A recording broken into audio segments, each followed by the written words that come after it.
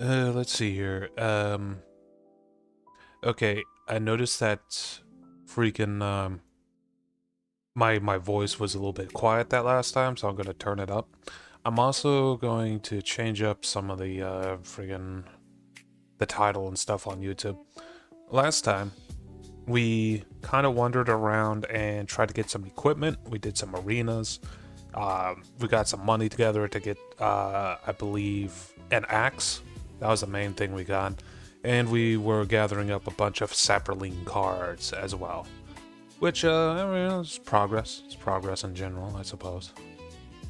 And, freaking, we didn't really add any, like, new things into our deck. There was just only a couple of cards that we added. And I mean, they were effective. We removed a few cards, added a few cards, but honestly, the deck is pretty much the same as it was before the last stream. Very, very similar to what it was before.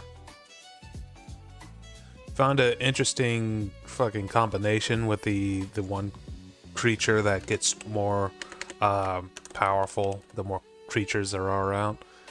Just ways to double their power by using, like, that card that generates sapperlings whenever the combat damage is dealt, which is pretty nice. Very nice. Okay, the YouTube things are updated. Let's see here, how the stats on that. Okay, that's looking good. Just taking a quick look at my, like, my streaming speeds. Okay, 1768, 1000. Okay, that's pretty good. Let's take a quick look at the deck. We didn't really make any changes, if I remember right. We added Divine Favor. We added Arrow of Enlightenment. And that's about it, honestly. Yeah, that's about it. So, those are the two new cards in the deck, and we removed a few cards as well, which I don't remember what they were. They were okay, but they weren't like, oh god, great draw every time I see it. No, I was never super excited to see them get drawn. So, we're going to be trying to hunt down some bosses, and I think this is a location for one of them. It says Garrick's Forest, so it's very possible that this is a boss location. We're going to have to fight our way there. Also, a squirrel deck. Nice.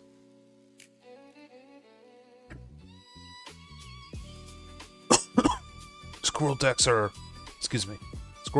good because for me especially because they actually match the mana types that I'm looking to actually use down the line.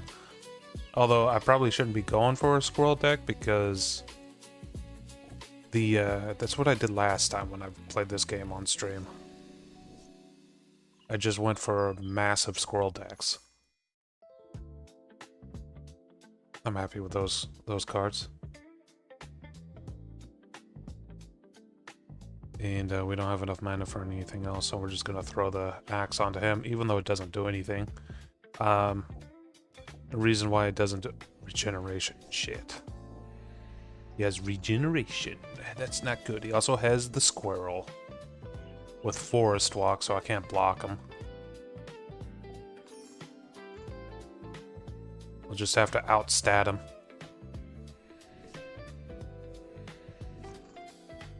So what Forest Walk does is makes it so you can't block a creature. Whenever, like, Forest Walk means if I have a forest, I can't block him. There's Island Walk, Forest Walk, you know, all that stuff. Like, there's a lot of different types of walking.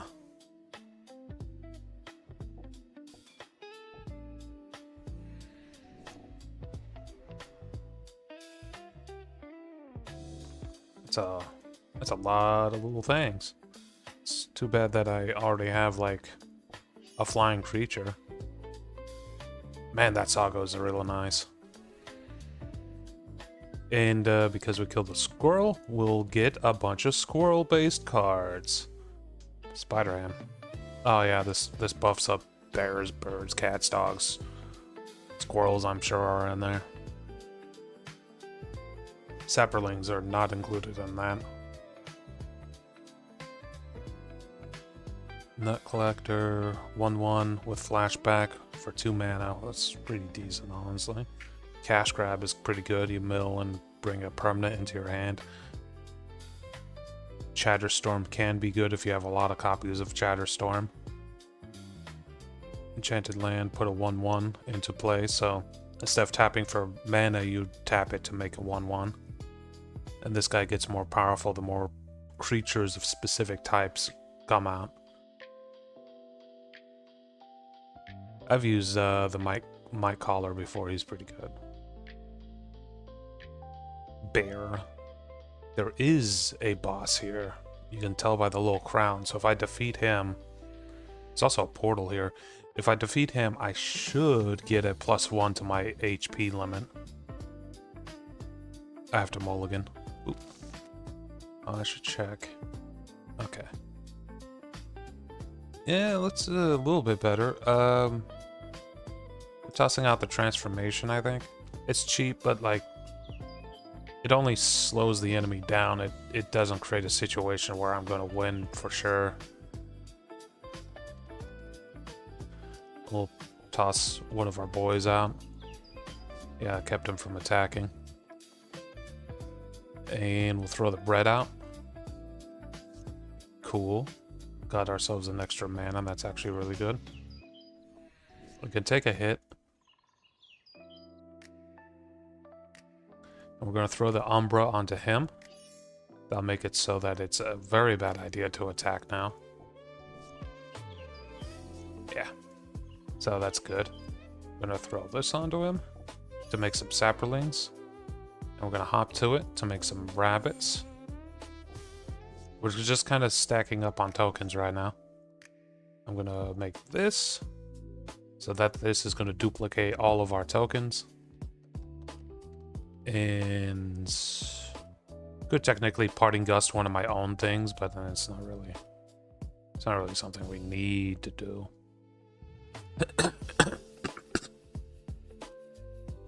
Oh god, excuse me, sorry, my throat's all messed up.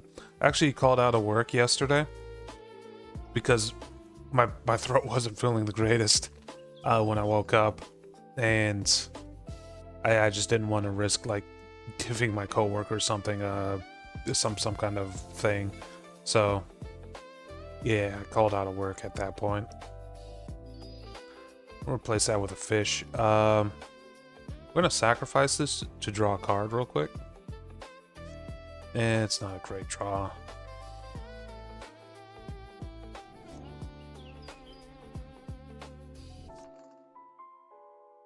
Okay, make duplicates of everything.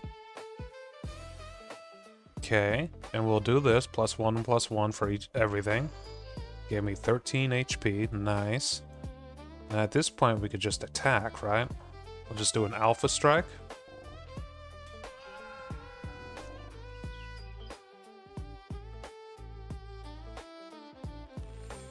He exiled my cards, that's fine. Because I have so many tokens at this point, he can't really fight me back. Okay, that went pretty well. Copper Host Crusher. Trample, Hexproof, 8/8, costs 8. Reach and Trample. Ward, Specialize. What the fuck does Specialize? Huh.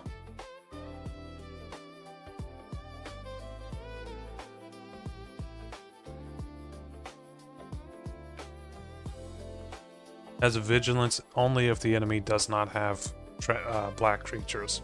Interesting.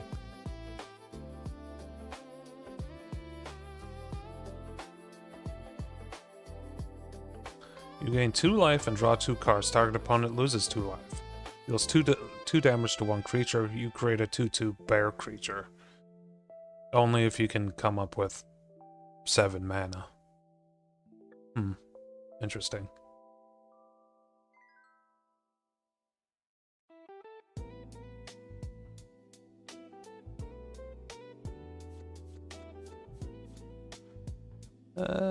Wisps green becomes green and +1 until the end of the turn.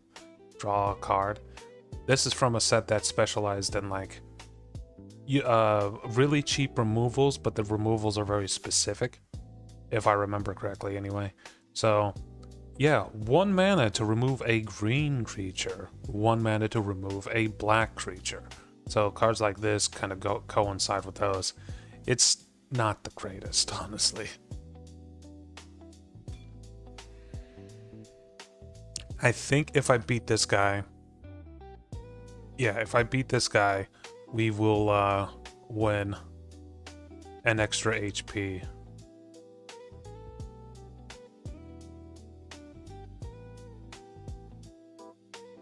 +3/+3 trample and death touch. Conjure a card. Oh, this isn't good. Beast and Garruk spells cost 1 less. Oh, this isn't good. We're pretty screwed already. Those are some insane, like, benefits. Also, I'm drawing 0 mana. Okay, that's better. Get rid of that. Maybe get rid of that. The only way we're going to get through this is if we overwhelm him with tokens and, like, 1/1 counters on those tokens. Killed my, Thang. He killed my Thang.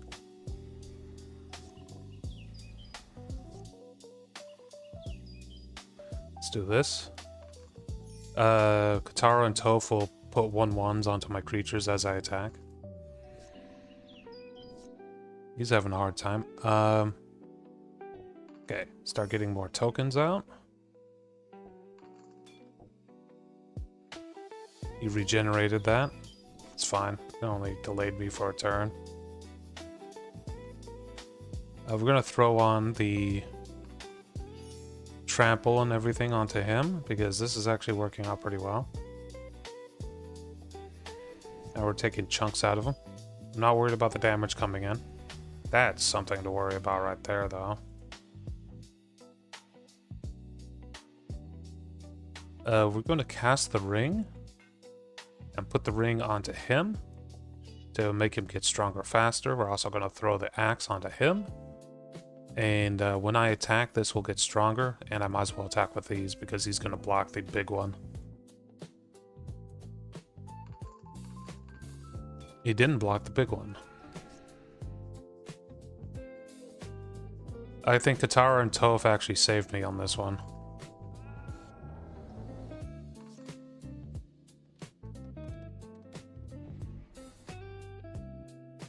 This first round is going to me, but we do have to fight 2 rounds here.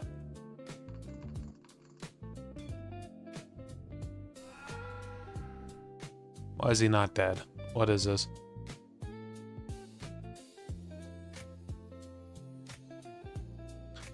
Whenever opponent can perpetually increase the power and toughness. Phase 2.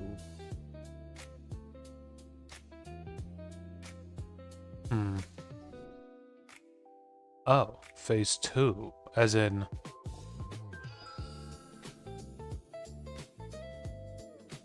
As in this is a 2-phase fight. Oh. That's okay. We got this. We don't have enough mana for this. But if we get Pollen Blight Wings onto him, that's gonna go pretty well.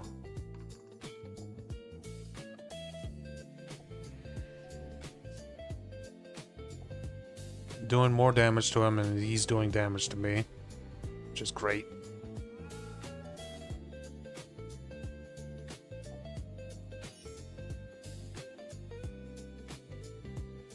I can't sacrifice any HP.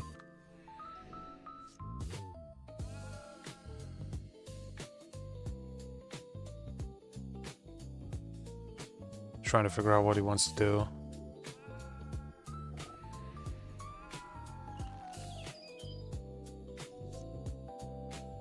Raise the alarm. I really need that HP. Alright, I really need that mana. I actually can't attack this time. It's too many, like, big beasts. They don't have any lifelink, so we're doing fine.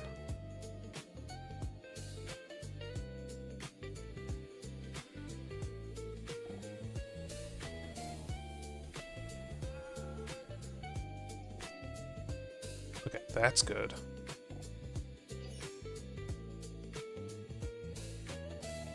He can block this, and I'll be fine.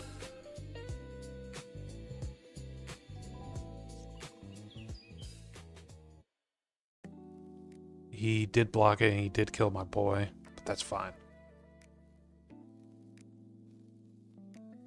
He only has a few creatures with reach. It really does come down to me just getting like one more mana here.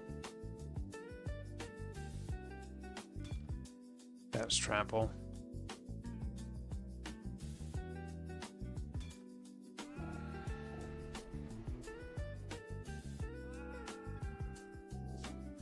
Oh my god, with these not manas.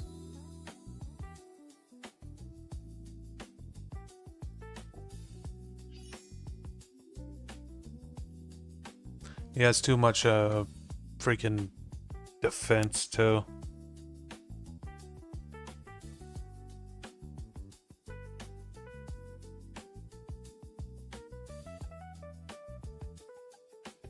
I can actually do that. That's kind of interesting. Not really something I want to do.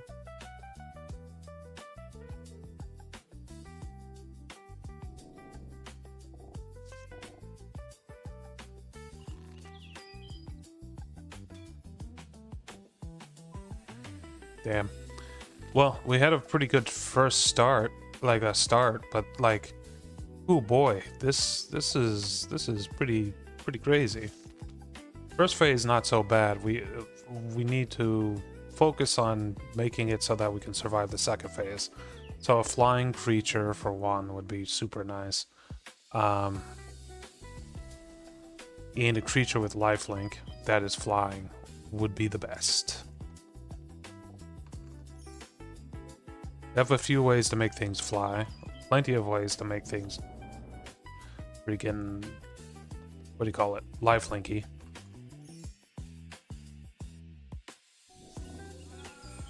Killed my ring, that's fine. Never use that anyway.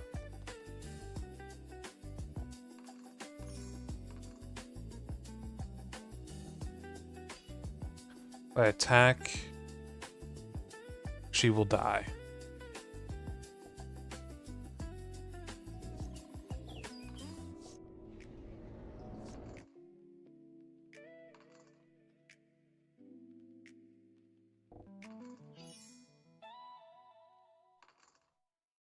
Looking good. There goes my lifelink on that.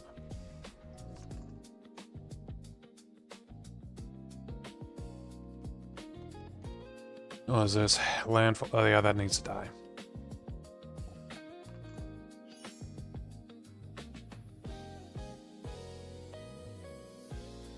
We need to kill this because if he continues throwing out lands, that will create more creatures, which is bad. Which would be bad.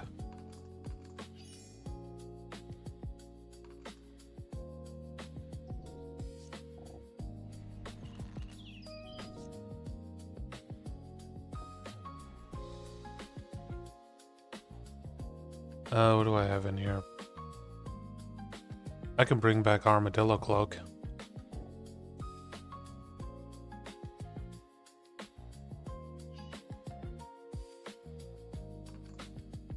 Now we just attack. First phase down. He does have a lot of creatures. That's fine, I have a lot of lifelink.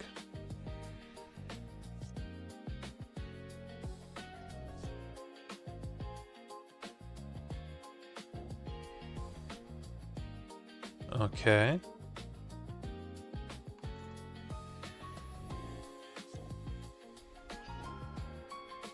He took out my flying bit of my kit, took out my axe, killed my wall.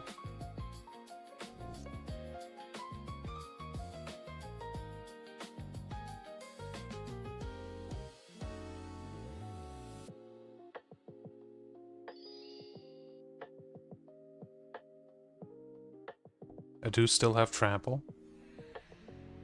We're at phase 2, he has 8 HP, that's good. Fuck, he killed my trample.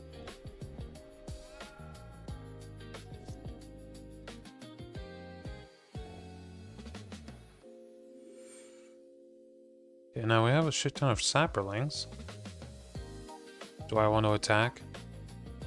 He'll block with enough to kill it. We'll hold off until next turn. We have 69 HP, so if he goes all in, he's dead.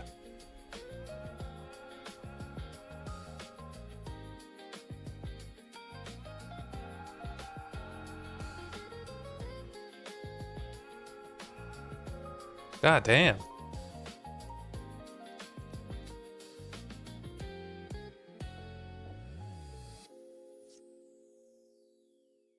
I have one chance, and I have to draw exactly the card I need for it.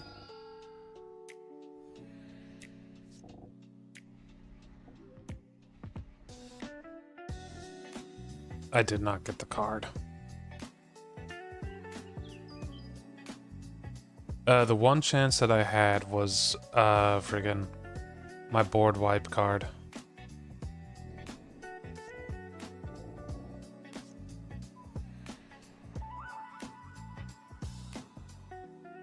That's okay. Leather boots cracked, god damn it.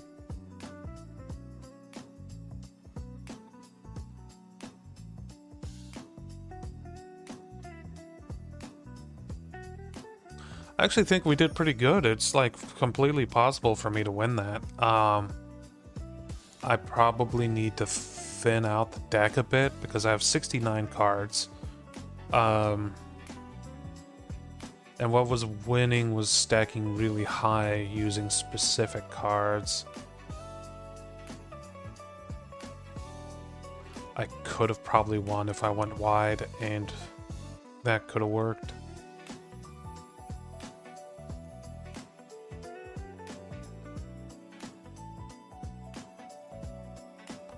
Bread is probably not something we need.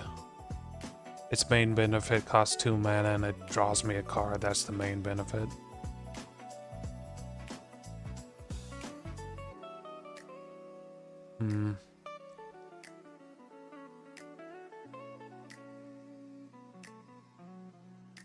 This character's good, but I only have so many auras, so we're gonna remove it.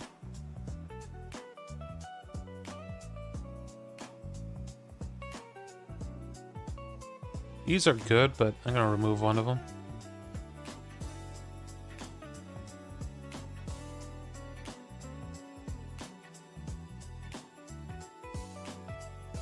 I'm gonna remove Unflinching Courage. I know it's good, but like I have Armadillo Cloak, and that's in some ways better.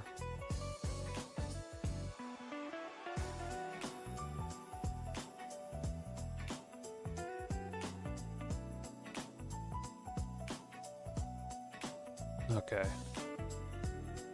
Trimmed up the deck. Let's take a look at what we have available to us in this area.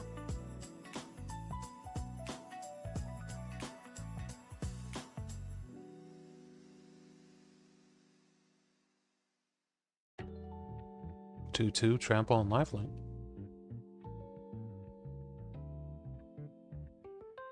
We'll buy it.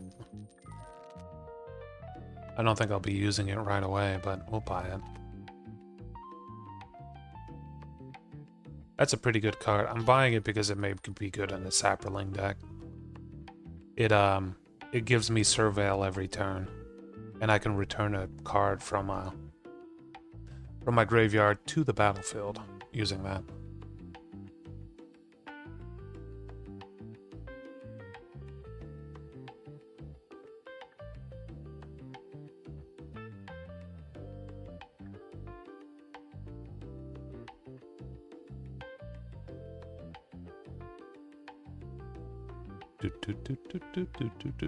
That's a pretty good card, but it's kind of iffy. It only really works in certain decks. I'll buy it because it could work in a deck.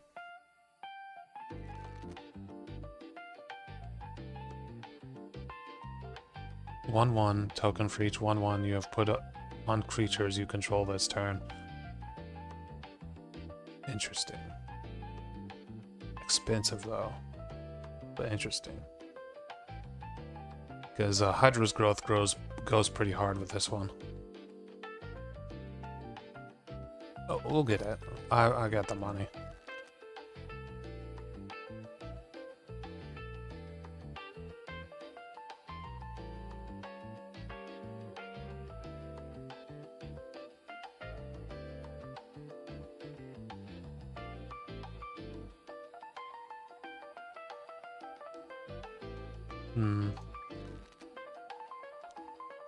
Reach, Death Touch. Okay.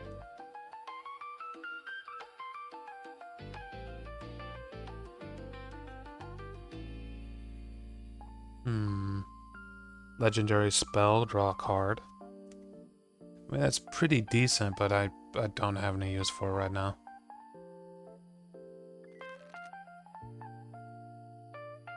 Lizard Druid. Never seen a Lizard Druid.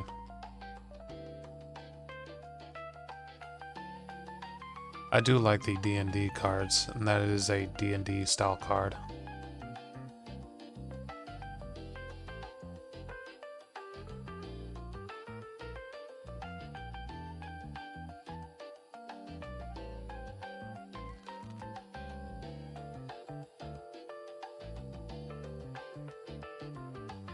Add 2 mana to your mana, damn. Whenever you cast a creature spell, draw a card. That was a really good card back when it was in Standard.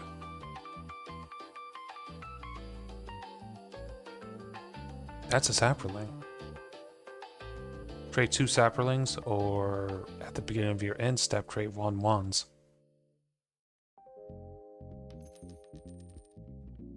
That's going in the deck.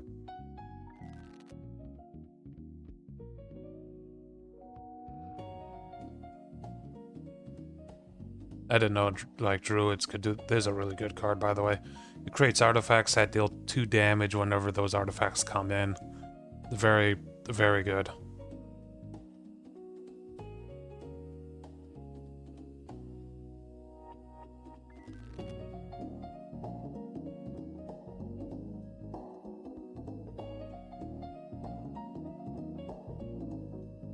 Whenever land enters your control... Proliferate. That's pretty damn good. That's really good. That's really good with that one thing that creates creature tokens whenever at the end of your turns.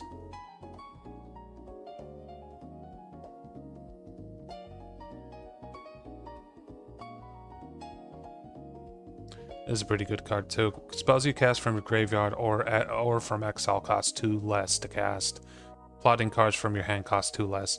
Now, this is really good because airbending, it qualifies for that as well. So basically, whenever you airbend something on your side, it's free to cast the next time you want to cast it. That's what makes this really good nowadays. So yeah, if you want to make an airbending deck, maybe add that in if you really want to be silly. Although it's green, blue, and airbending is white, so you kind of have to do some deck building to figure that out.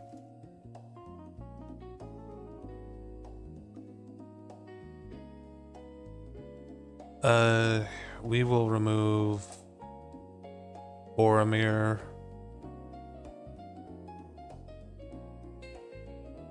The Ambusher. And... do we need 2 of these? We'll remove 1 of those. Its armory's alright too, but I never see the secondary effect happen with this. But Vigilance and +0/+1 is really good. Especially if it's combined with something like Assault Formation.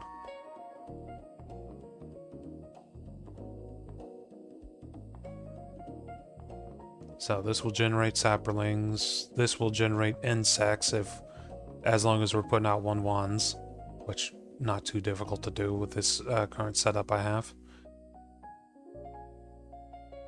And the last one will proliferate, which will generate more 1/1s. Okay. Okay, that's somewhat good, especially since the first phase of that guy's fight is basically just setting up for the second phase. Used up all my money though. Which means I won't lose as much money when I fight the guy and lose. The only issue is he destroys my... not destroys it, but he cracks my equipment whenever I lose. That's the real issue. But if I do defeat him, I get max HP as a result. Okay, we'll keep this.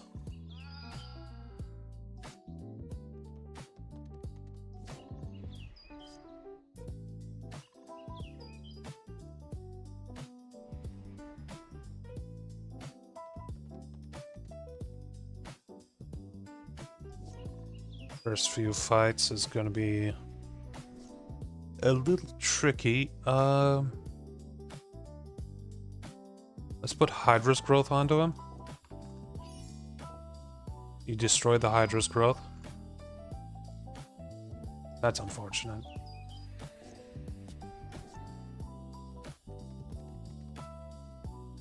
We could try to block him. Is that Death Touch? Hexproof from black. Okay.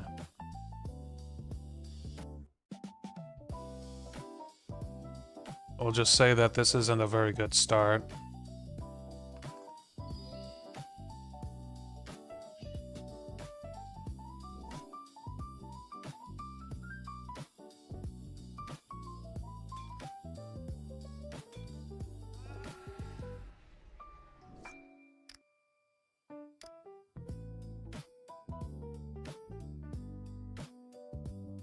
Okay, we'll get the monk out.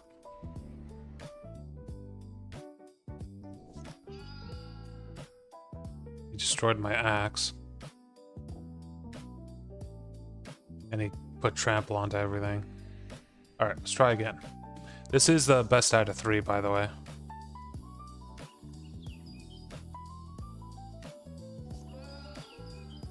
He starts by killing off all the artifacts I bring in, so that's good because he's using up cards.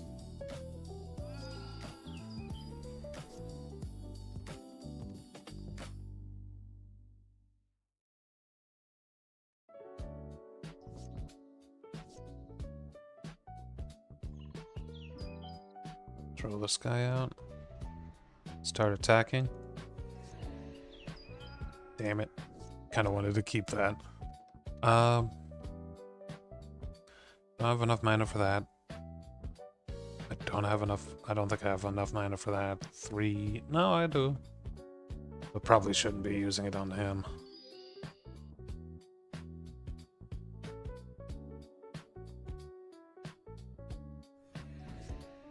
Not worried about that damage coming in there. There he goes. The 10-10? Oh no. Fights up to one creature you don't control. Great. We are going to remove his ability to play instants.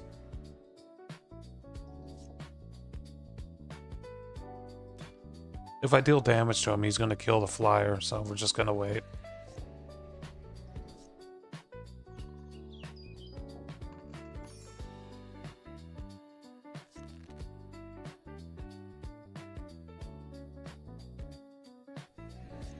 As it stands right now, we do not win this.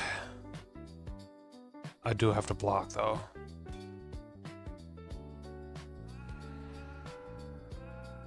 Yeah, that's unfortunate. That's the thing that killed everything that last round, I think. That last time I was fighting. Like, it killed every one of my saprolings.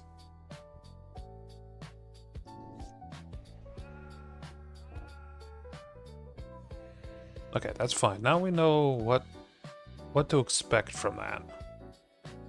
What monster needs to be removed.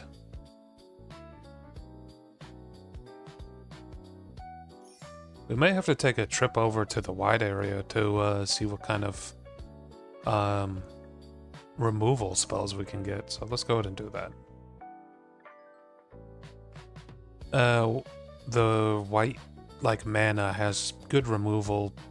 Not as good as black removal, but pretty good removal. At least compared to green. Like this. Exile creature with toughness 4 or greater. It's 3 mana to cast. Oh, here we go. Instead, threshold, instead destroy all creatures and put 2/1/1 white spirit with flying into play. Can't be regenerated. I mean, it is a board wipe, but let's take a look at some of this other stuff that we have available in these shops. Could easily make a night deck, by the way.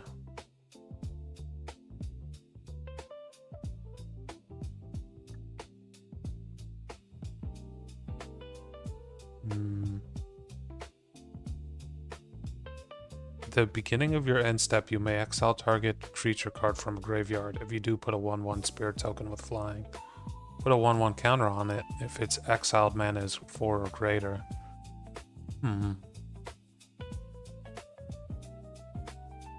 From a graveyard, so it could be either graveyard.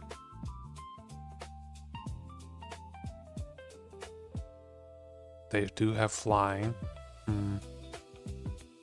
It's pretty cheap to get out too. That might be added.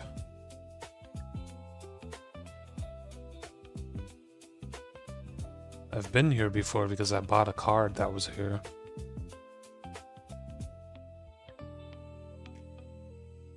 Feline Kingdom. Why are Nagas in the cat place?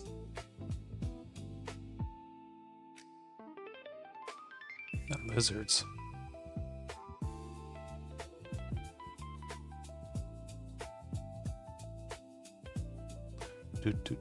Do.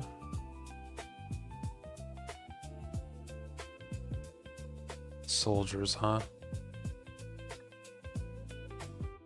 Birds. This one's pretty good. When it enters, you may return another permanent you control to its owner's hand. It also gets stronger the more lands you throw out. But yeah, not something I'm looking for.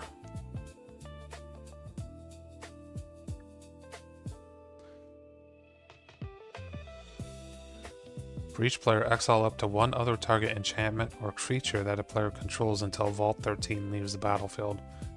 You gain 2 life and scry 2. Return 2 cards exiled with Vault 13 to the battlefield under their owner's control and put the rest of them in the bottom of their owner's libraries.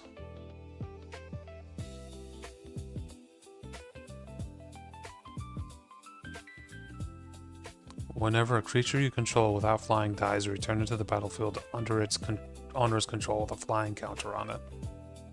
I've seen this one before. Is this one still legal? Like, in Standard? Because I could have sworn I've tried to use this one before in Standard. It's really good. In fact, I'm very tempted to get it because it's kind of cheap too, in terms of mana. I saw 3 cards that looked good. Let's go to the other side. There's a few more shops over here. I'll probably need about 1,000 gold to get all of them.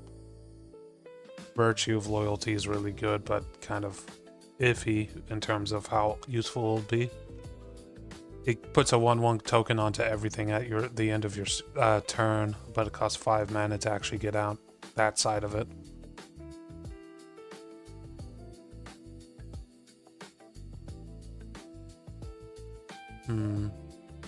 That could be pretty good too.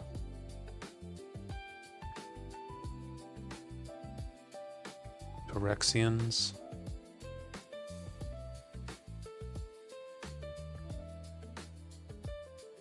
Oh yeah, the equipment that I could use. Equipment in Mystery Room. Alright, where's the inn? This game does have inns in each of the town. Usually it's marked, but in the main cities, they're not actually marked for some reason. It's probably this building here. Here it is.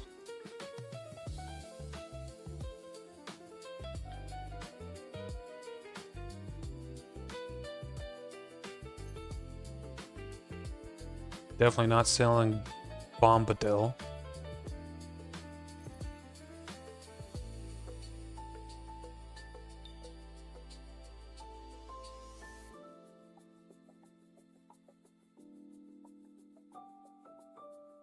Alchemy card. I'm not a big fan of alchemy cards.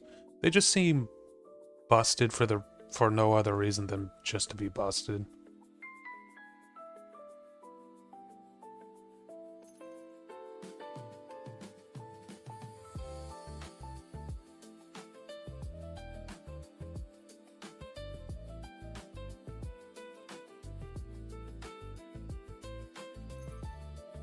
Yeah, that should be enough. What's the draft? Don't recognize it. Don't recognize that draft. I'm more familiar with more recent drafts.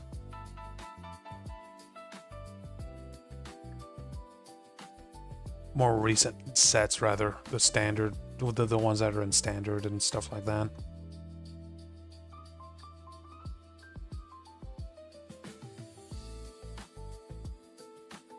I swear, there was like a bunch of cards I wanted. Here's one.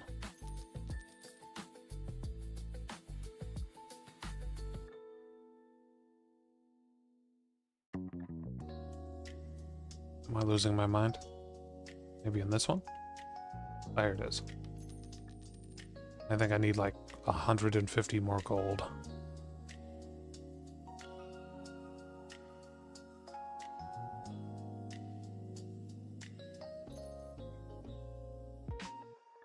I can also get temporary HP, but I don't think that's actually going to help in killing this, by the way. Because if I'm dying during a match, it's not because I have not enough HP usually. It's because my front line isn't strong enough to, like, hold. And, like, only a few HP is not going to make much of a difference, especially temporary HP. If it was permanent HP, I'd be into it, but yeah.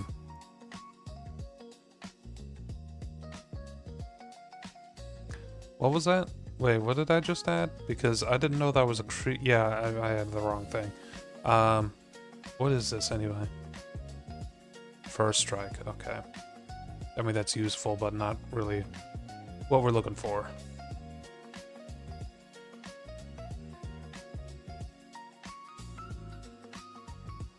Probably should go through this. Okay.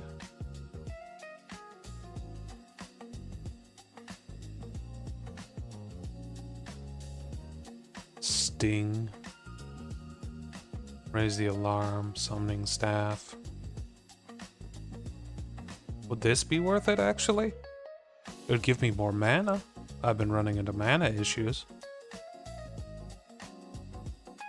But it kind of messes up the tempo, right? Instead of playing a creature, I play this. And then die because I don't have enough creatures.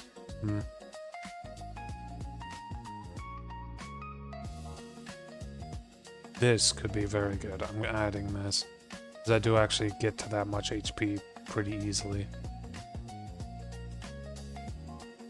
Meteor Sword might be good too.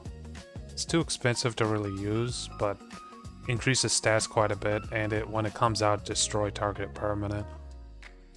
It's pretty decent. What is this?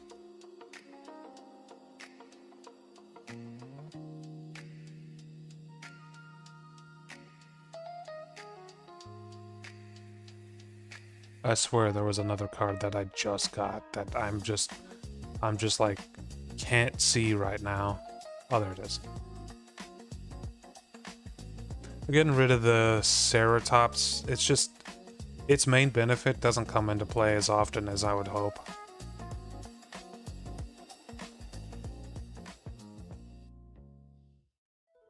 Divine Favor, maybe. Assault Formation, maybe. It does. Assault Formation's good though.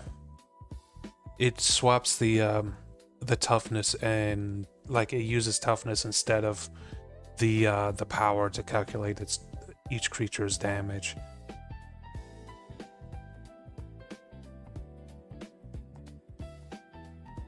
Equip is 2 on that. Angelic Reward is really, really useful, but also really, really expensive.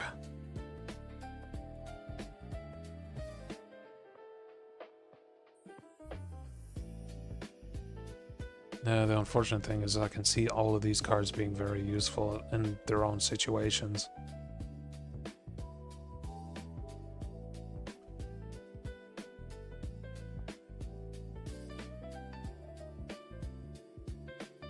This guy's useful because he's a good cheap 2/2 and does have some activatable abilities that I can make use of.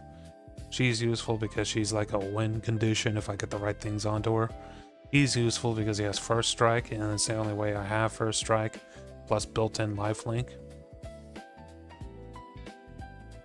This one's useful to get more 1/1s out. Could pair up very well with this insect over here. Okay, we'll try this. If that works, then good. If not, then we'll keep iterating.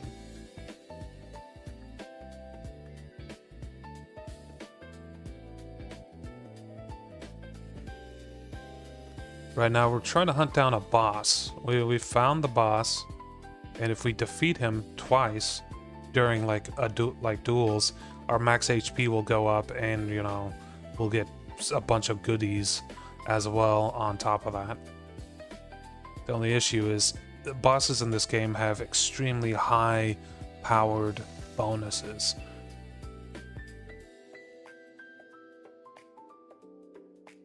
Two mana. There's a few things we can do with this.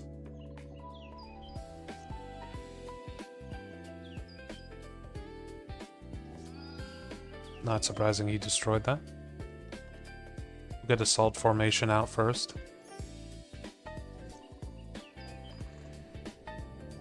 He got Garrick out, that's not good.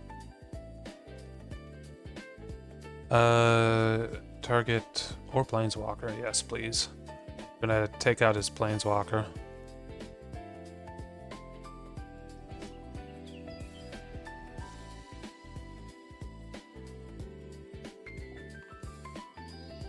He does have Trample. These are white soldier creatures, so the Ring of Collodina or whatever is not going to be all that useful.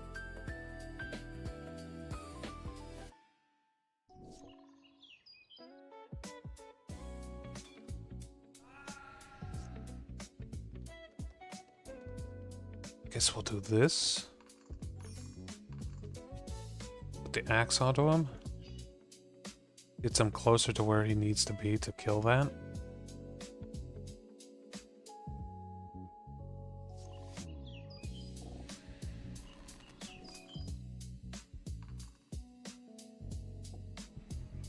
It does not help that he has nothing but trample.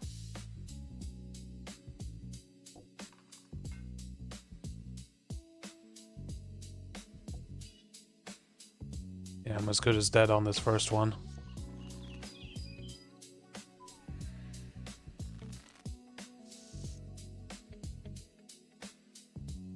Not enough mana in hand. 2 mana, we can make that work. Get rid of the angel thing because that doesn't give me lifelink and it's expensive.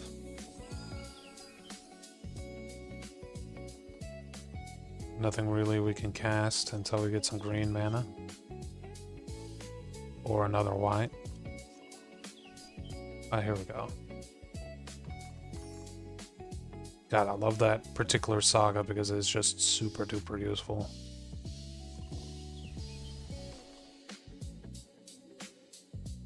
A wall. We got the moth out. First moth deployment. Let's go. He killed my fucking shit.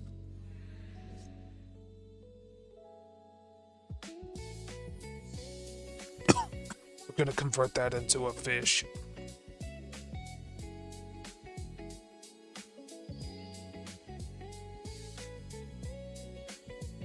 We're gonna start powering up the moth too.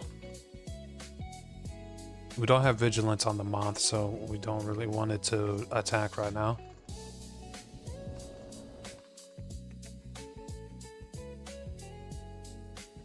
Still kind of in a bad situation, but yeah, we'll start taking chunks out of them. We do have at least one blocker.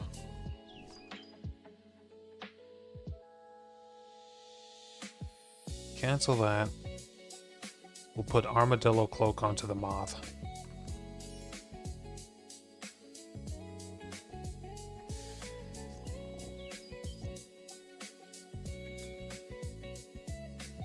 Fuck.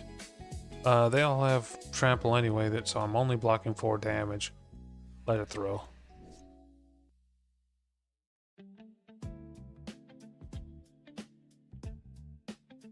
Kind of have a get out of jail free card right here.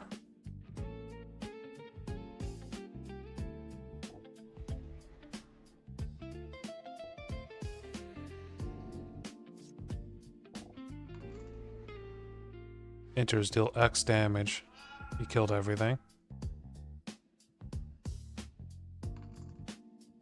The Sage came back, that's good. But we do need to do this. I don't have enough mana.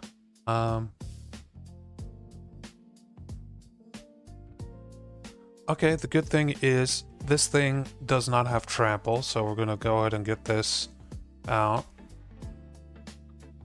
And equip her with this. And start chunking him. And hope he doesn't have any way to put trample onto that. We'll throw this guy out. 2 forests? Sure. We're fine with that. We need the forests. Oh, I fucked up, but that's okay. We had a lot of extra HP.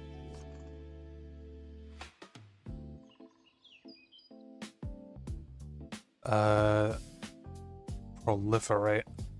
So the way proliferate works is you can increase the amount of 1/1s or like counters on anything. That includes sagas, by the way. So if I wanted to, I can make this saga finish up right now because of this proliferation.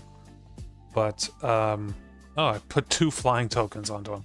Anyway, we're not going to do that. We're going to go ahead and wipe everything out, because if I finish this off, then it would have been wiped out too. So, yeah, that's how we're gonna handle that. Still not a great situation, but it's getting back to a point where we're looking all right. And we are going to stop them from doing sorceries. I don't think he uses enchantments or artifacts, so no, planeswalkers. Stop him from using planeswalkers. And we're gonna make that the killer, and we'll probably do fungal tokens pretty soon too.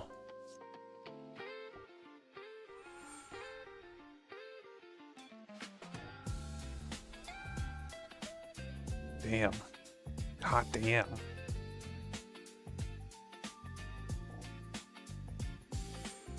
Do a Pledge of Unity to get some HP back.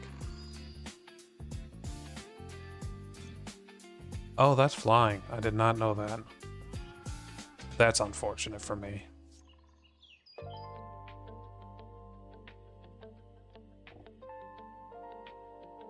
He's attacking with everything. Okay. I guess we need to try to kill at least one of these and block the other 2. He regenerated it. Oh god, there's a loss as well. Okay.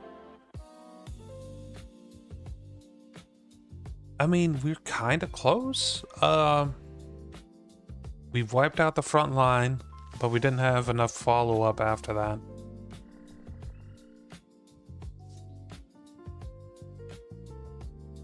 Probably should have taken a better look at my lands.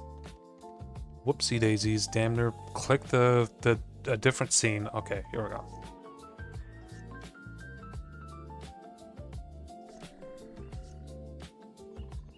We'll get Arrow of Enlightenment out first. Happy with these. No, wait. I'm happy with these.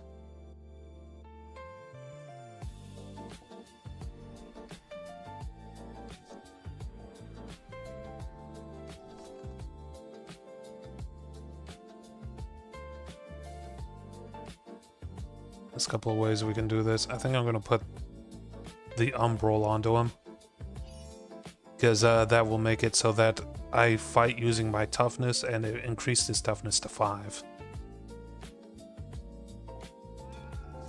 Yeah, they have to block, otherwise they're screwed.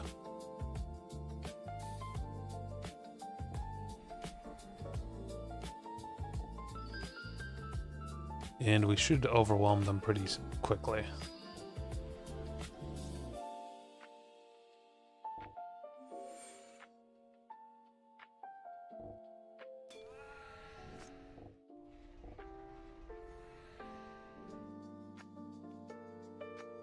And sacrifices a creature. Wow. We'll get rid of that and get rid of one of those. We'll do this. But that put 1/1/1s onto everything.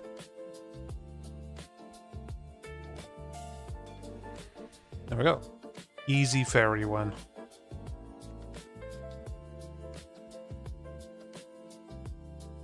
You take the initiative.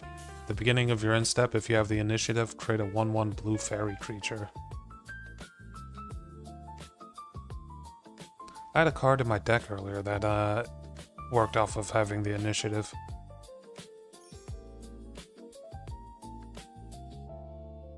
What are these enchantments? Did I check this before?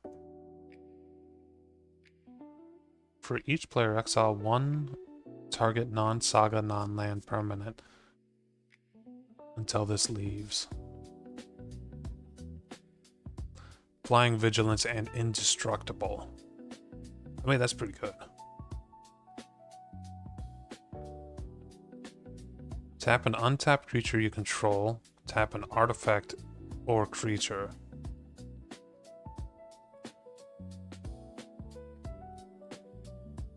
There's an enchantment. I could just do that. After I get it out, I could just continuously do that. Like over and over again. So if I have like 10... Can I do that on enemy turns? If I have like 10 like tokens out, I would just tap like 5 of my tokens to tap his entire front line. And then I attack with this stuff that, you know, I would be worried about normally. And if I can do that during his turn, then I could just tap all the scary stuff before they attack. If I'm understanding this correct.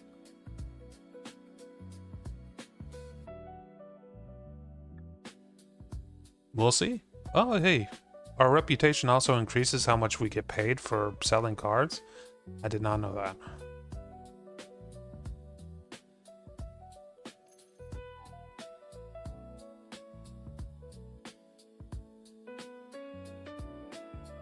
That's an interesting one. It works off of snow cards. I do want to keep all the Warhammer 40k cards. Just for myself.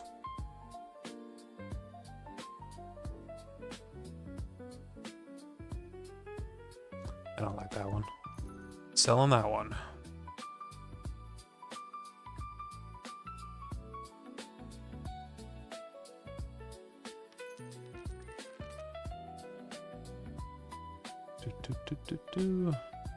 Squirrel Sanctuary, I've used that before, that's a pretty good one.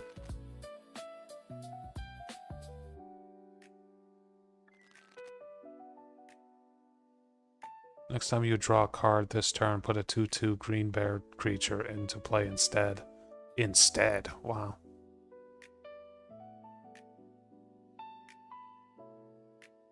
Food tokens have add mana.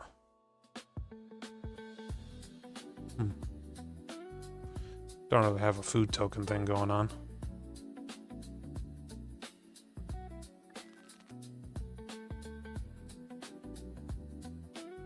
Whenever enchanted creature or another modified creature you control dies, create X 1/1 spirit tokens, whereas X is that creature's power.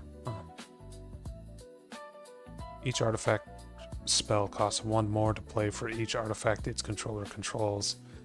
It's pretty decent, but not what we're looking for.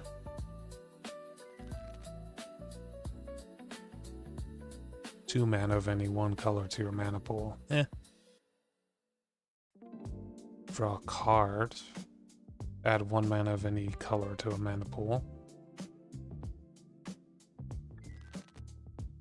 Ooh, oh, I know this one. Bring 2 forests into the battlefield, put up to 1 target land from your graveyard to the top of your library, exile the saga and return it to the thing. The exiled version of this is gets 1/1 for each land you control. So the more lands I have out, the stronger this part becomes. The only issue with this is it does cost 4 mana to actually use. But outside of that, it's pretty good.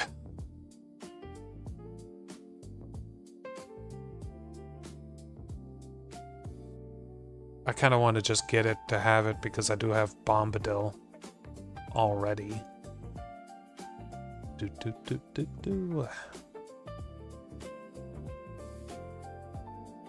I'll sell a Blight Titan. I think that's all I need because of the reputation.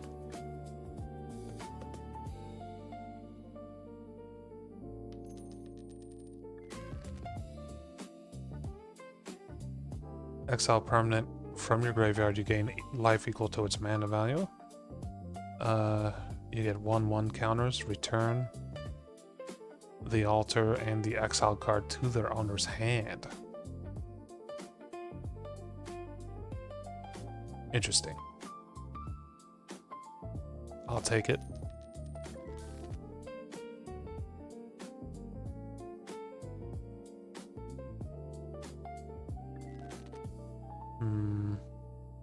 Okay, I'm kind of interested in just sagas right now. Each player puts the top 3 cards of their library into their graveyard. Exile 2 cards from the graveyards. Each creature card exiled this way, you gain 1 life. Return target land or creature or land from your graveyard to your hand. Yeah, it's pretty good.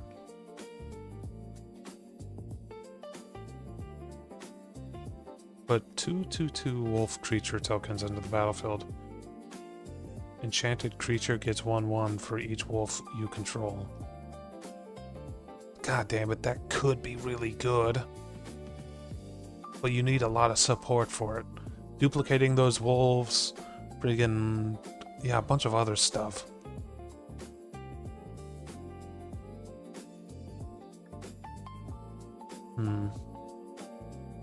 Alright.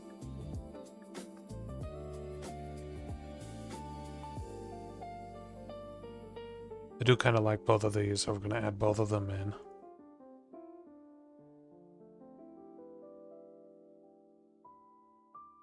And we'll try again.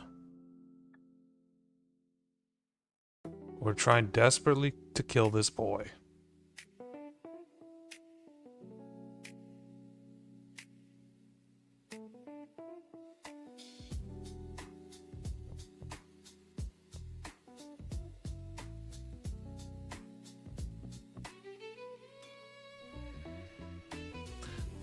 Partially because I kind of want to know what's behind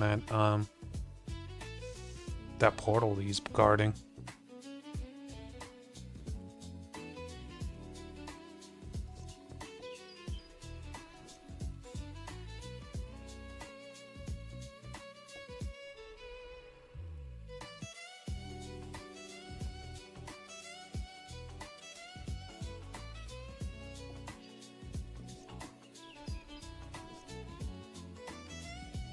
Okay, we could buff up the Grazer. We can buff the shit out of the Grazer.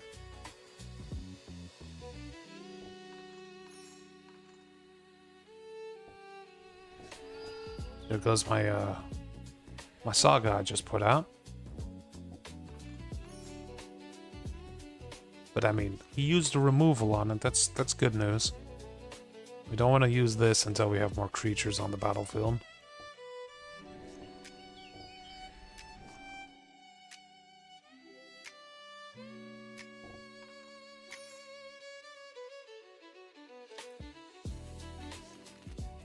Oh, it puts them into my hand. I thought it put them into the battlefield.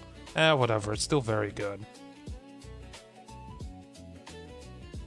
That 6/6 is going to be a problem. And there's reach. And trample. Alright.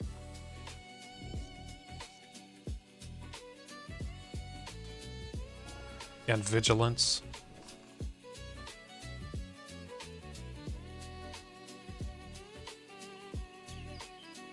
Let's go ahead and do this. I don't like the fact that he gets a shit ton of lands out of it, but like it was getting a bit spicy.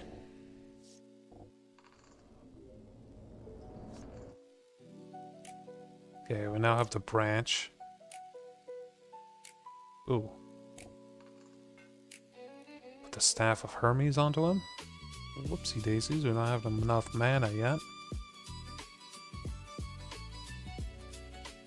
Alright, we'll just attack.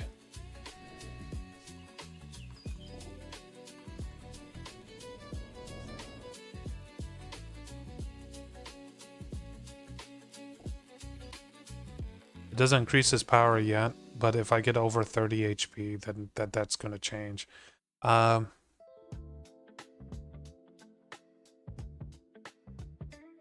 guess we'll get the Allosaurus out.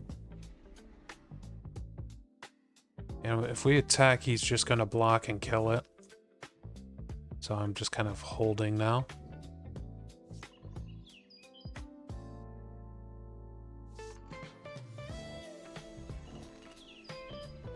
Ooh, that's not looking good.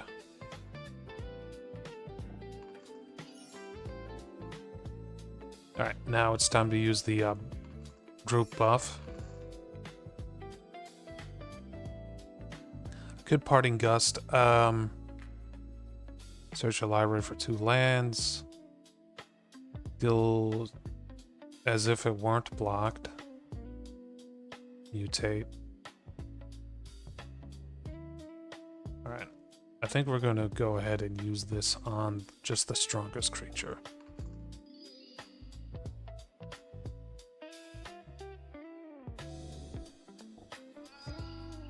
He killed something. Oh, he killed my ring. It's not a big deal. He has 5 cards in hand?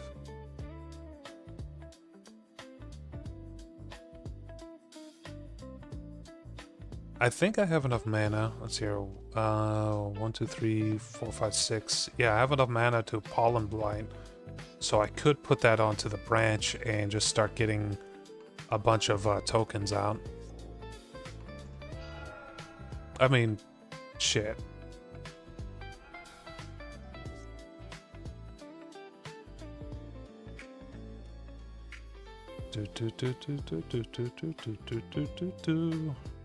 Maybe.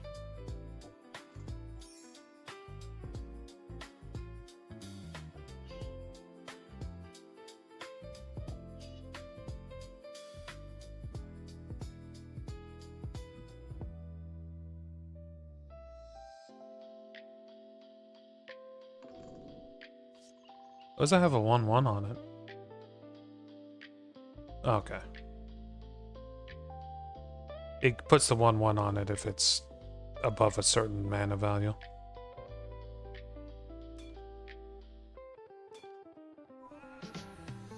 Alright, well, we lost that one. That's fine. I do think we're getting closer.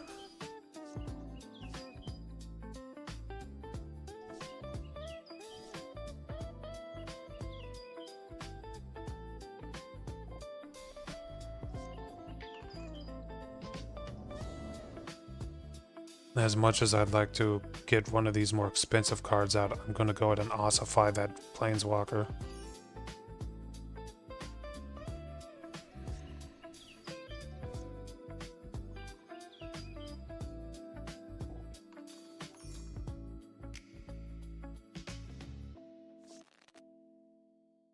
Oh, can't put that out yet.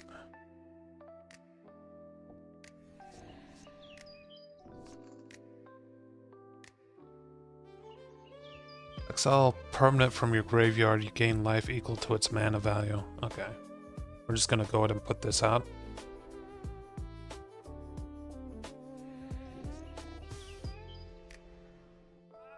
Plus, no good.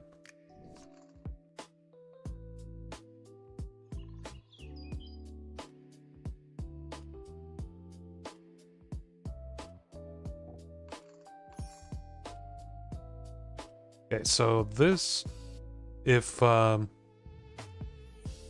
this goes all the way through, it will return to my hand along with the exiled card, which is good because we want that card back.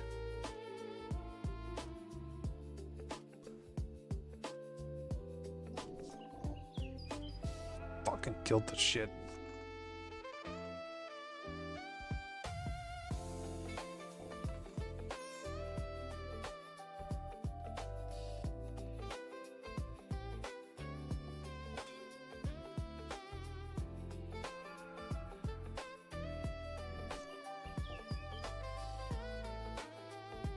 Okay, that's not good. It's really not good.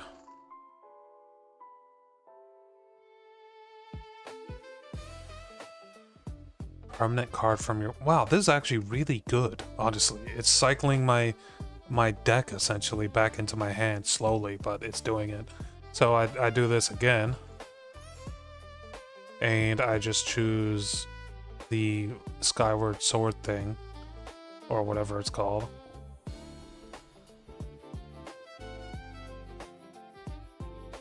Maybe next turn I'll use that if I survive.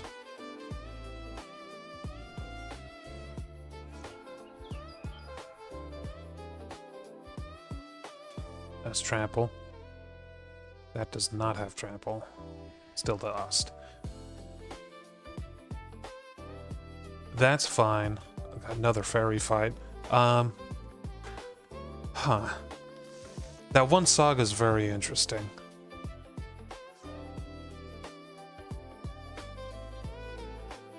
Can't do anything on the first turn either way.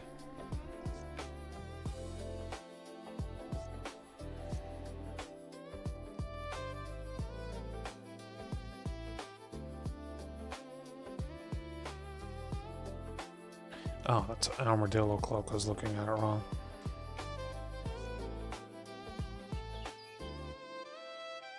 God, it's so expensive.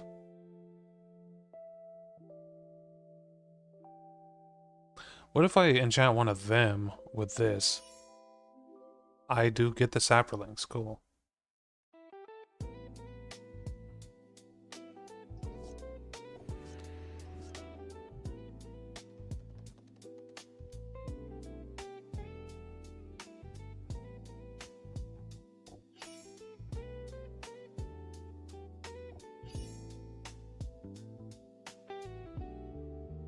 One more enchantment, and this will be all over for them.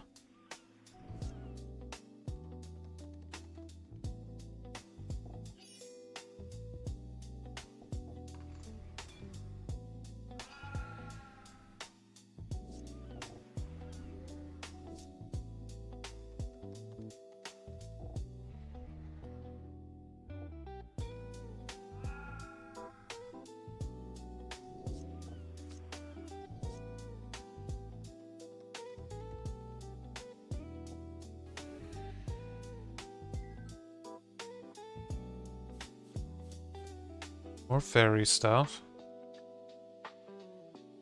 I could technically make a blue deck and see if that would work against Garrick. Because he does seem like his whole situation is just building up. And there are plenty of blue cards that are like kick things back into your hand kind of stuff.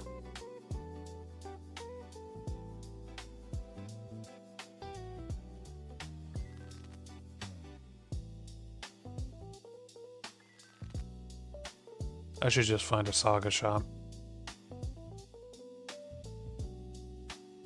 Squirrels.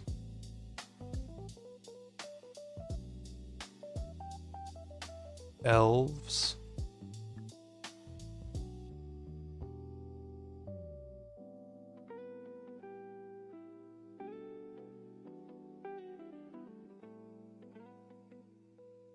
Search your library for up to 4 creature cards with different powers and reveal them.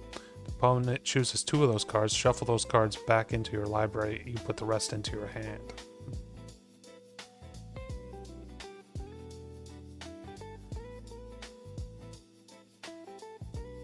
Planeswalkers, huh.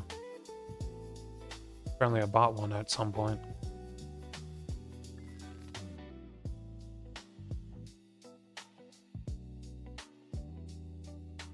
I don't know, I never really got into Planeswalkers, if I'm being completely honest.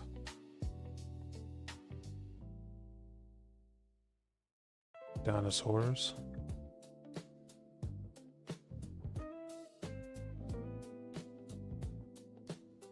There are Saga shops around, I just can't remember where they were at.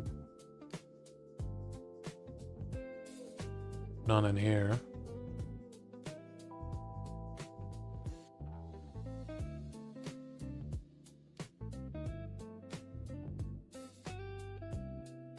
This could be good. Though it's a bit difficult to get it fully upgraded, kind of expensive mana-wise.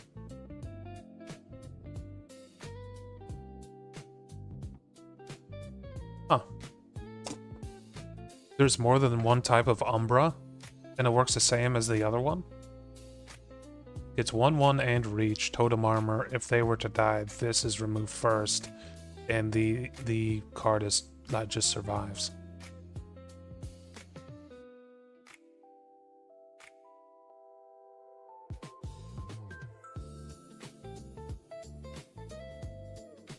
I don't know, Birthing Ritual seems kind of...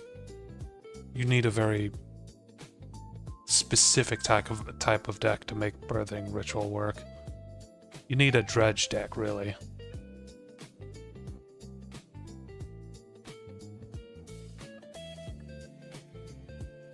Let's grab some Muns.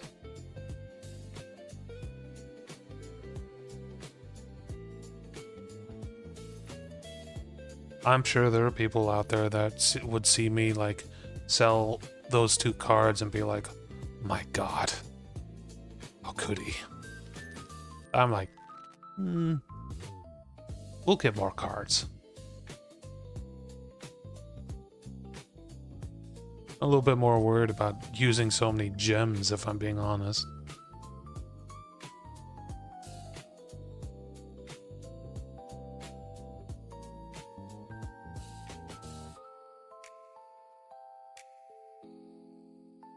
Huh.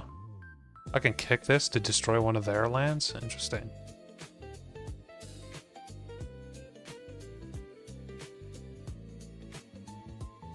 That could be very good, right there. If I have a lot of mana, I can use this to wipe out the enemy's enchantments. Yeah, I'm not going to mess with that. I very rarely have enough mana for what I currently have.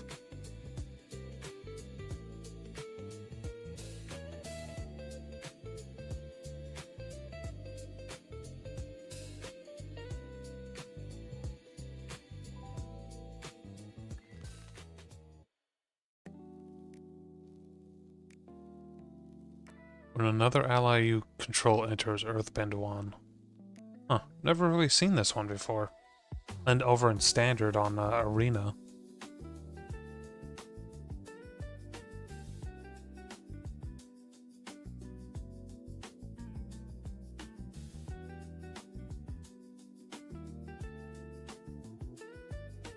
A 1/1 Sapperling, target control gets haste.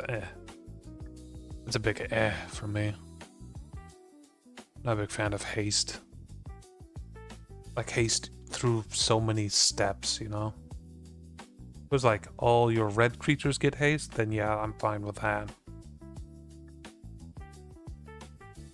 But like, you have to sacrifice a Sapperling? Man, I like Sapperlings. They're cool. We don't want to be sacrificing no Sapperlings like that for just haste.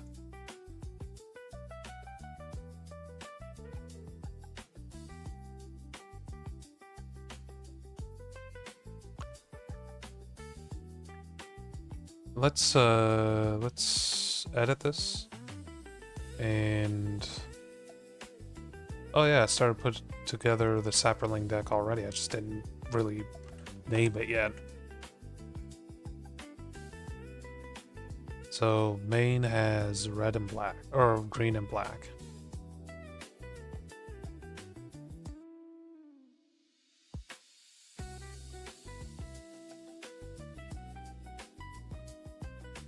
One mana of any color, I mean, it's okay.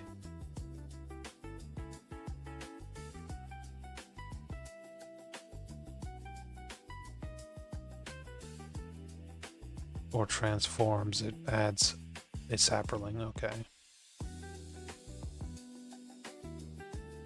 Okay, this one's pretty good too.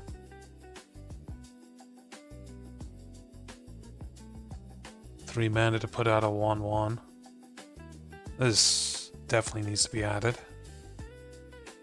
Gains haste, costs 2. If it's enchanted, put out a 1/1. We're not doing white in this deck, so we're not going to add those. Although we can add these.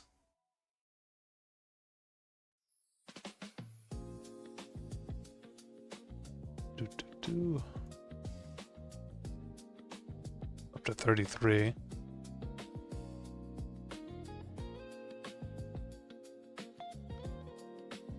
When he dies, create 1/1 sapperling tokens. Issue is that red mana. Otherwise, that'd be pretty good.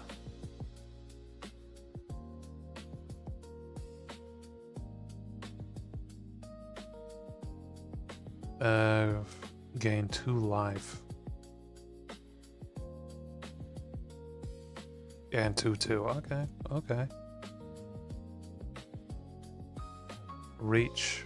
Enters, choose one, put a 1/1, or create a 1/1.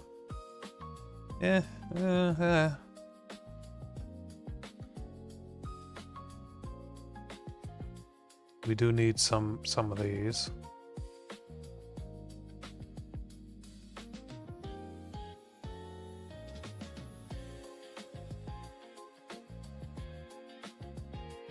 Golgori Germination, oh my.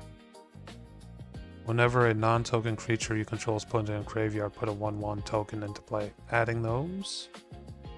Adding these. Remove 2 creatures from any graveyard and put a 1/1 into play. 2 creatures, huh?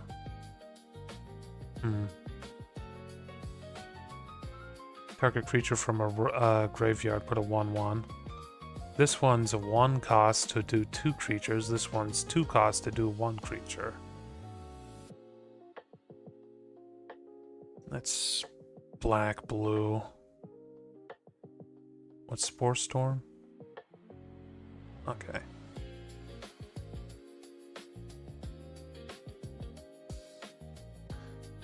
Put a spore counter. Creatures you have, remove 2. Put a 1/1. We're adding that one. Landfall to add more. Okay. We do like reach, so we're gonna add that one, even though I don't think it's great.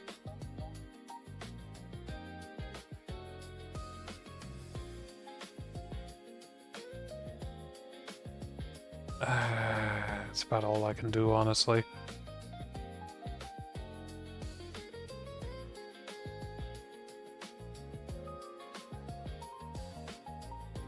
$12 added lands. We need more lands. Why is it 1?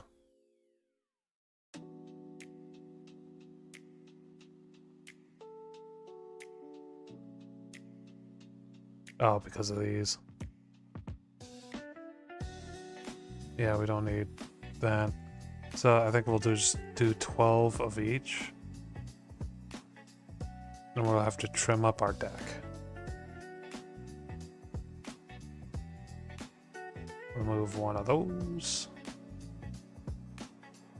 Remove one of those.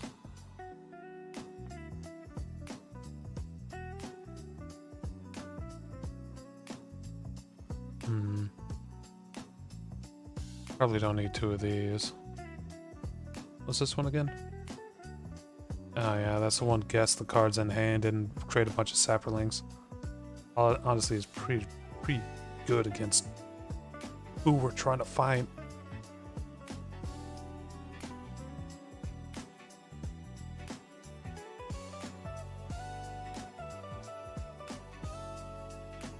Sacrifice a sapling to draw a card. That's pretty good.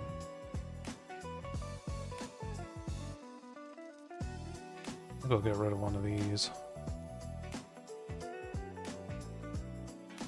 It's kind of a low mana cost kind of deck.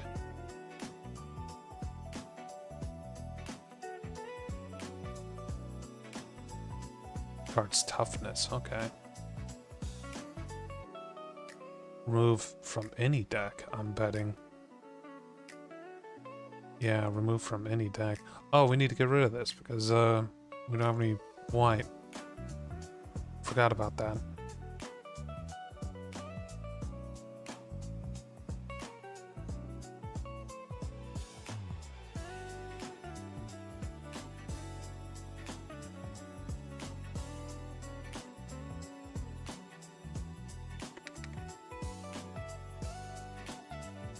Double check this real quick.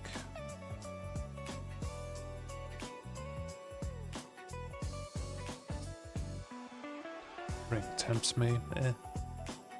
Annihilating Glare might be good.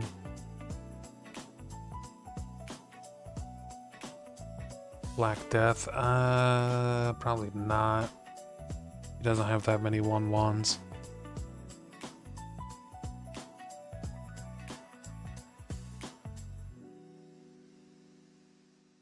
The end is pretty good.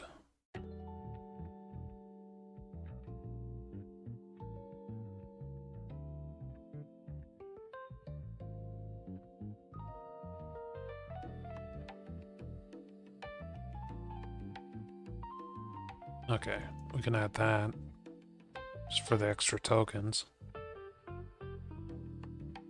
Proliferate.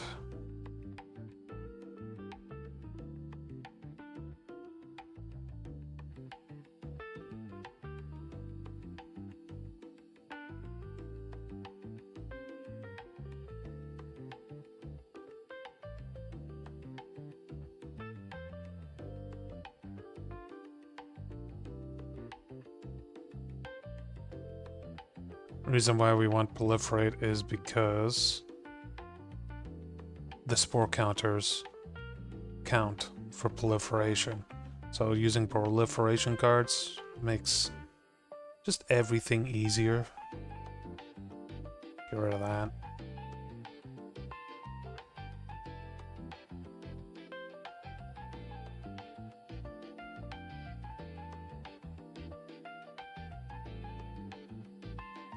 Gotta get rid of one of these as well. Actually, both of these. I don't need either of those. Alright, let's try this deck out. Rename Sap.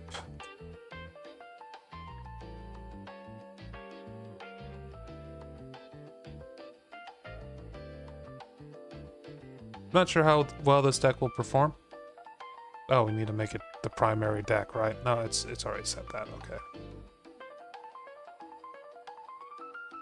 I'm not sure how well this deck will perform.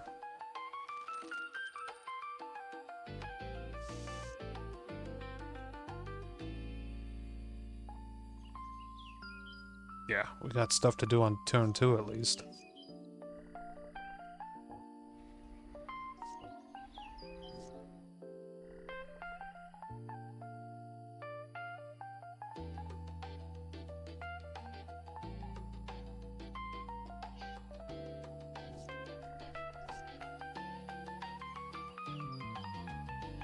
Yeah, 6 cards in hand. Let's try to guess what kind of card. I'm gonna say creature. We got 1.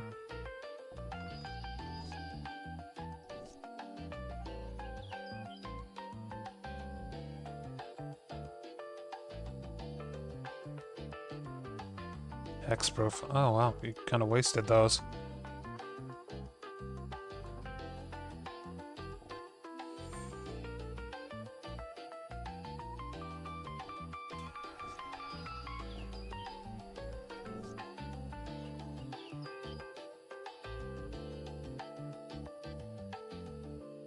Oh, right. Okay.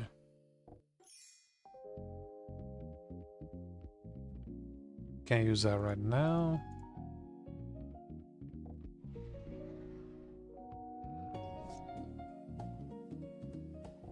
I see what I can do to get out of this. Well, I almost did.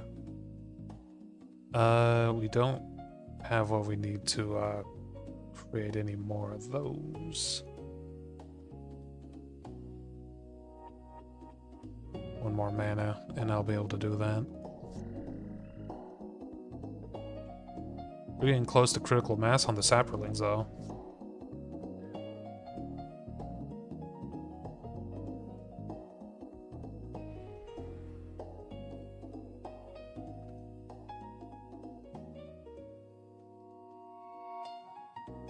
Oops.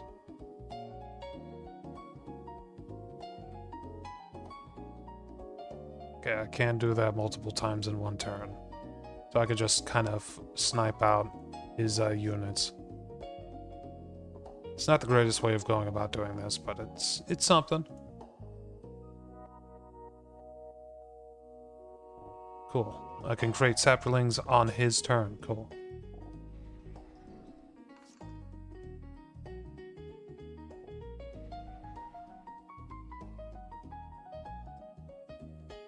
This isn't the type that can do what we want. Not yet, anyway. We need more spore-based things out.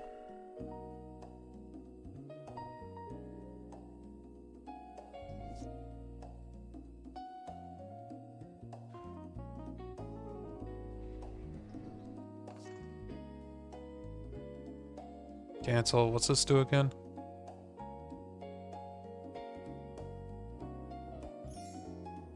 So now I'll get a sapling each time one of my main units dies, and I can use this to make another sapling, whenever I want, out of their corpse. It's working. This is working.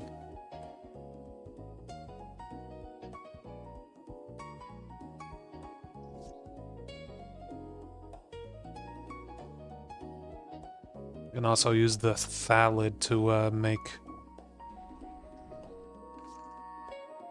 more saplings as well, and also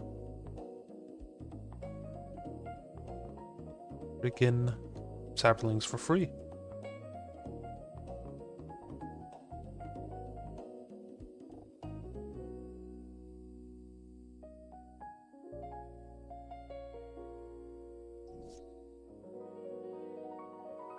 I like how they have different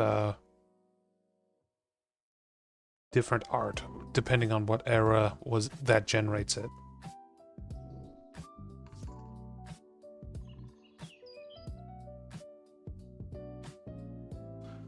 We're going to create 2 more.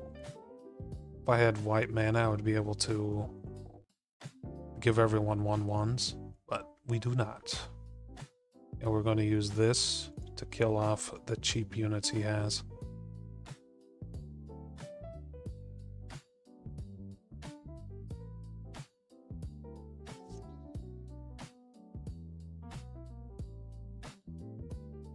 It's like a token-based stranglehold.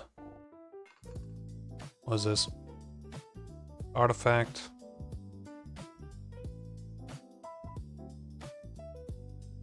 That needs to die.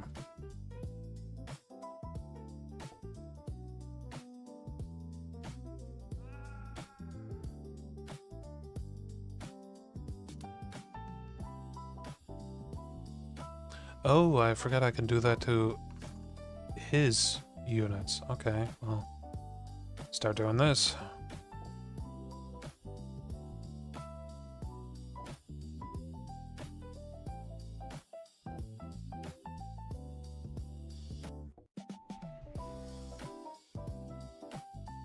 Don't have enough mana for that.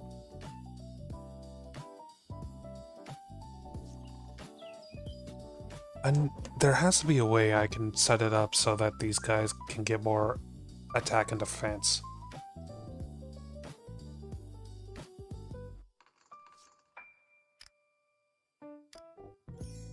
Now I get 2 whenever one of mine dies. Let's just test that. Yes. And then I can do this.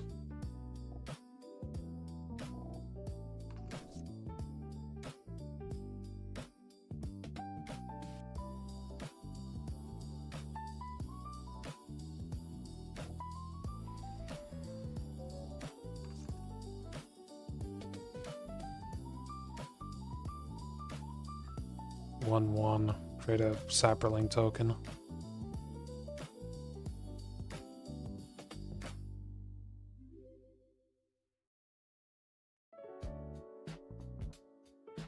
This guy is indestructible, but that doesn't mean he can't be killed. So what indestructible means is you can't kill him using normal methods like attack damage and stuff like that. But what you can do is this. You can reduce his HP down to 0 by, well, doing this. It may take a few moments, so we need to do it 4 times. And that will kill him.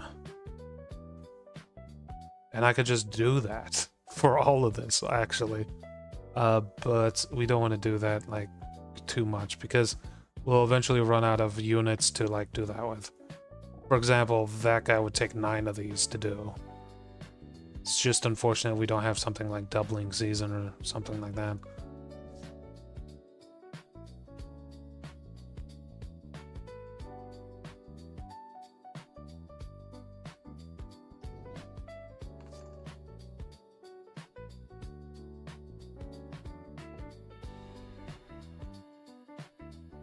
Gonna eat his god as well.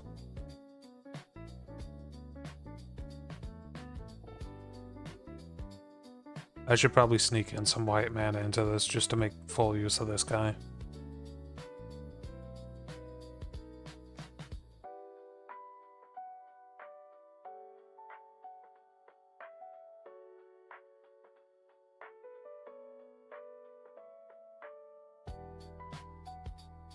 Okay, that's dead. We do this. Get one of those back.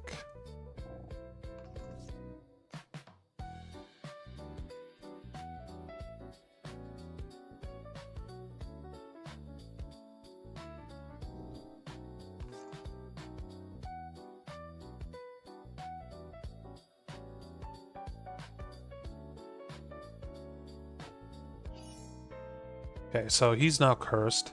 Whenever a land enters his side, we'll generate two things. Two creature tokens.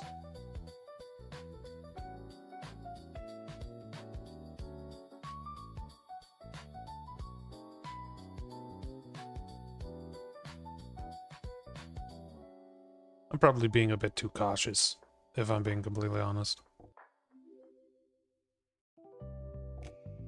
Kind of waiting for some decent cards to come up on my side while thinning out everything he's got going on.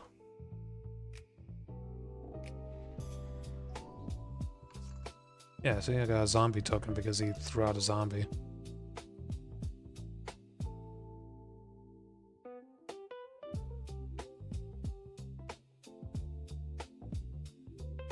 This only works for non-tokens, right? Yeah.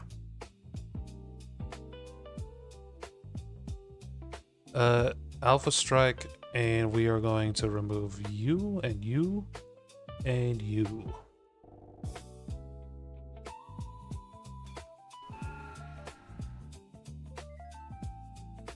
I think that works very well.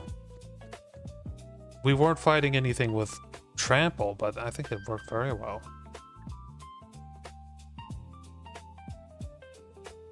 It's too bad that killing these won't have anything to do with the main boss. It won't weaken them or anything.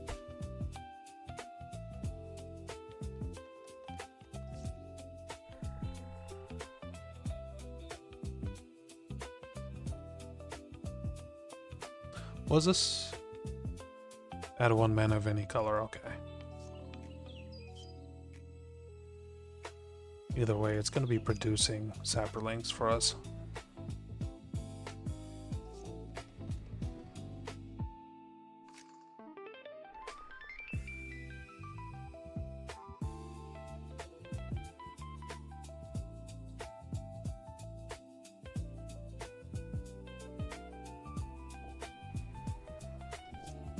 We could take a few hits.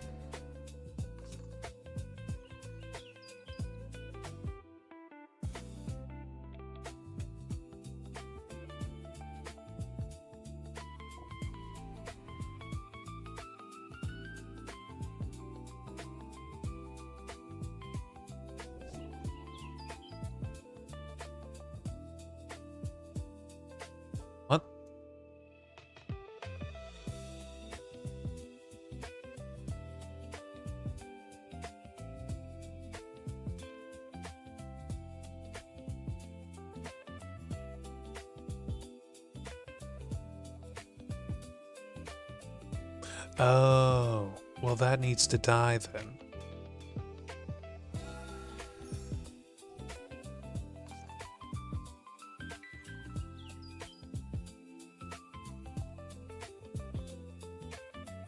Ah, it's so expensive to get out first, though. Fuck.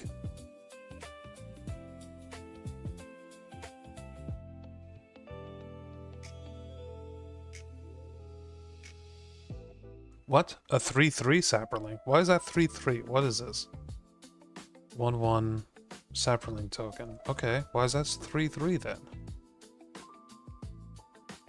Is it just not coming up correctly? What's going on here? Creatures with no abilities get +2/+2. Oh.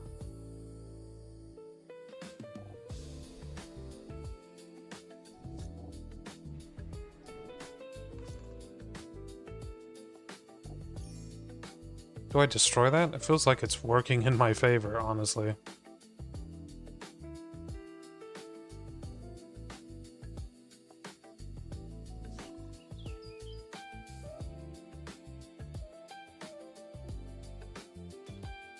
We gotta block it.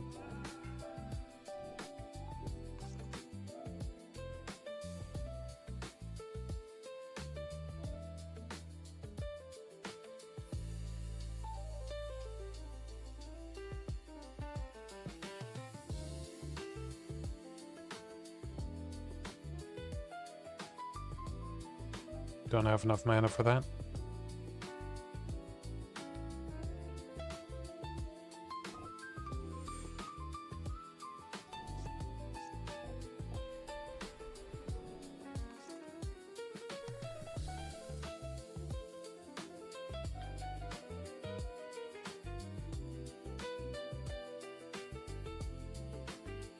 That should be enough mana.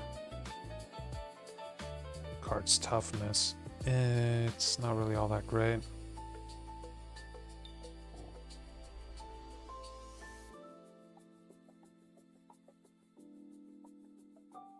We got a lot of spore tokens about to come out.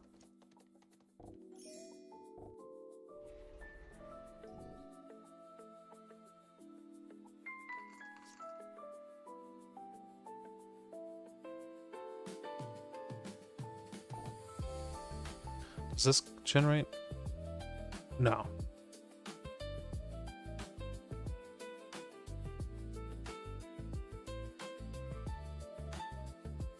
At the beginning of your draw step, draw an additional card, spells, creatures you control. Okay, well that needs to die.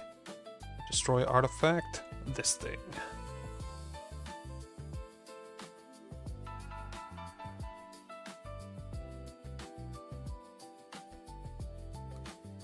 And we're just gonna put this onto a random Saproling.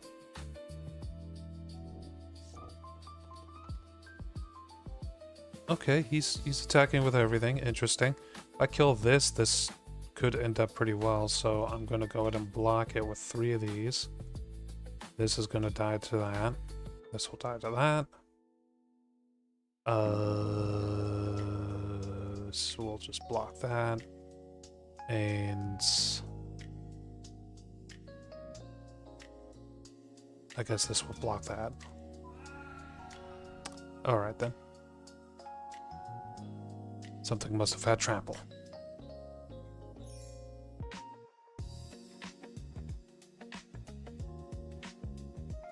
Doot doot doot doot.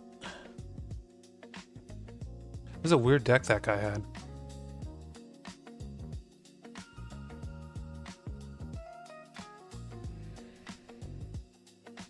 Got my ass kicked by this guy 4 times already.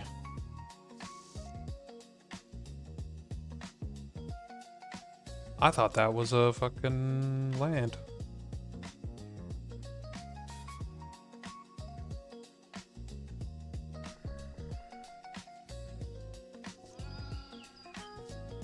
That was gonna be a very slow start to my side. I may even concede. I'm conceding.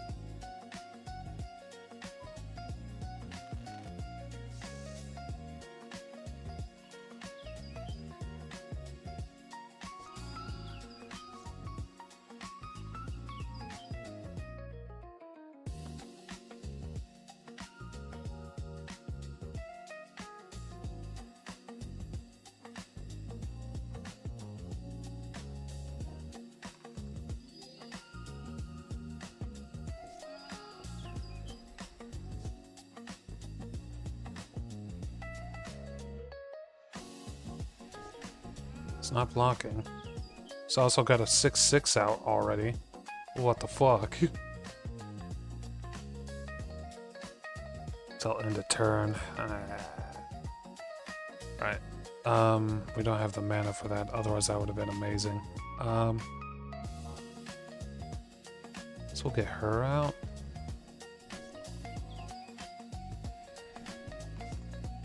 God, it would be so nice to have mana right about now. We need to redo this this deck, I think, to get more mana.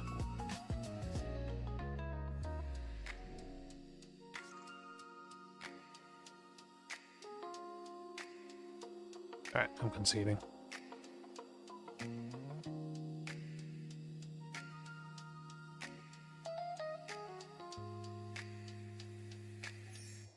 I don't think those cards that just make a single Sapperling on cast are going to be all that worth it. So yeah, this one needs to go. And I'm kind of on the fence about these two, so we're going to remove those.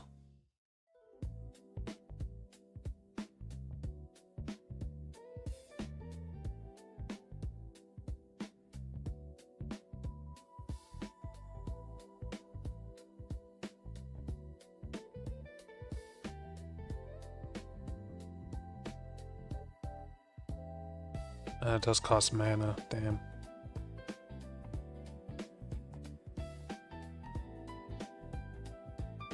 Do we need 2 Canker Blooms? No, I like the proliferation.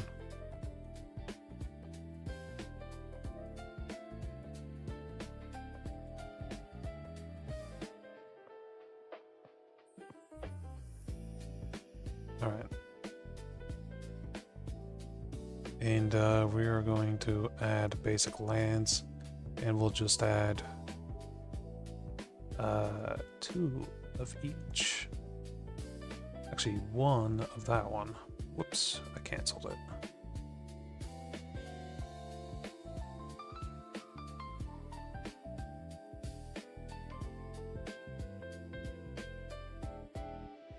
There we go.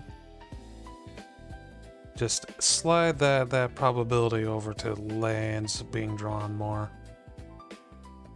Will probably be a few situations where we're land flooded, but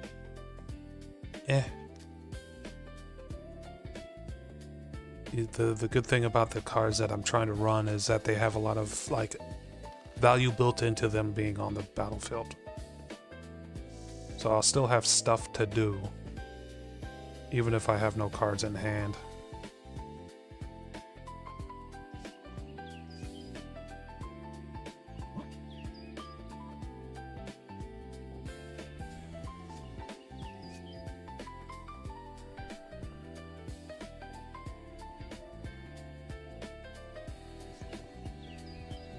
What do you do again? Okay.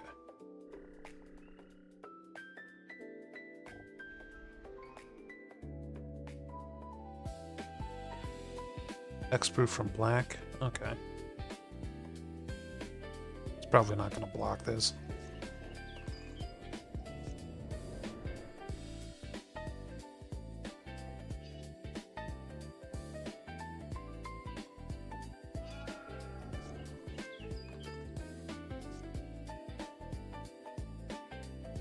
A Sapperling that I control.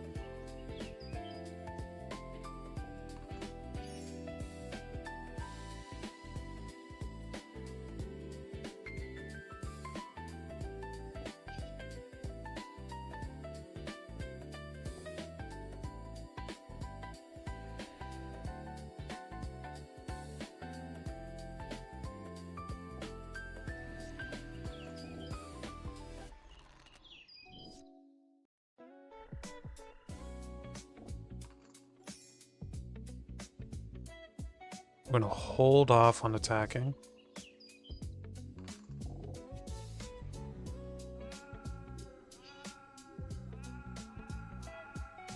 Son of a bitch killed it too.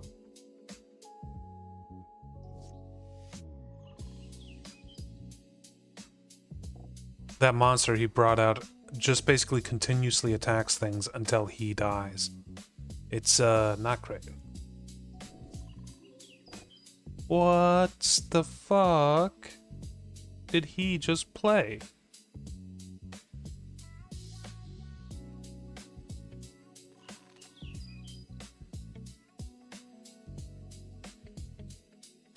Create a 6/6 for each land you control. Oh, fuck.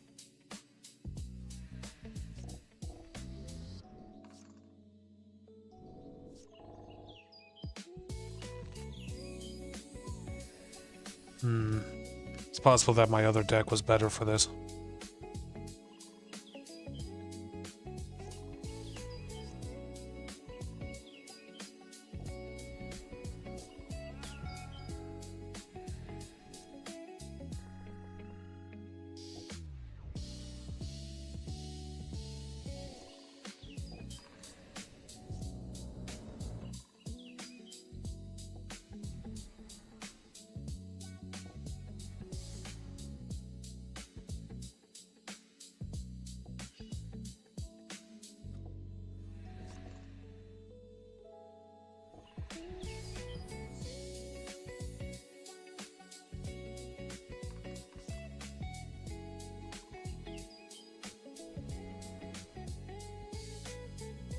We got 3 things generating spore counters now. This isn't generating any saplings because it needs to be enchanted. Which I don't think we have any enchantments that would work for that.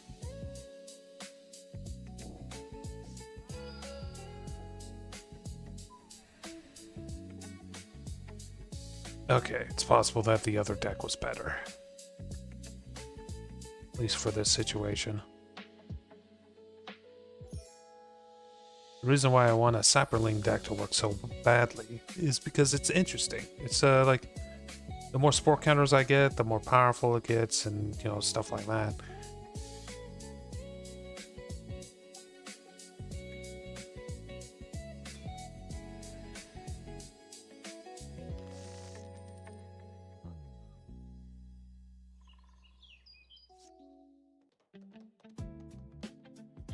Okay.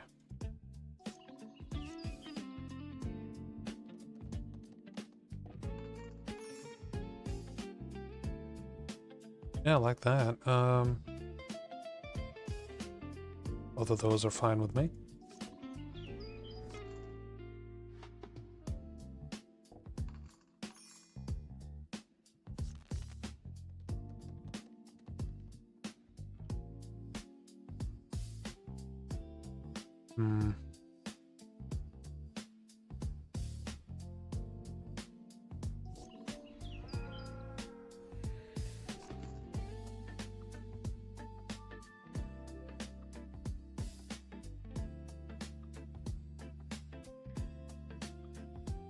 I'm gonna try to overwhelm him with how many tokens I can create.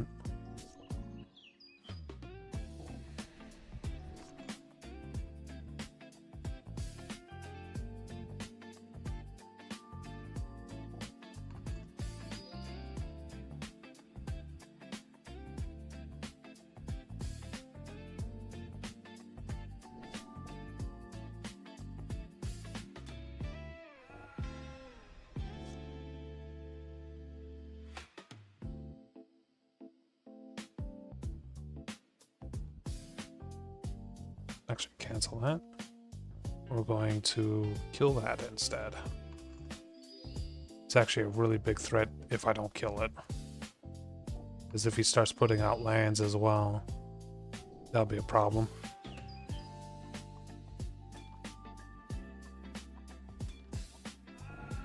Right, the trample.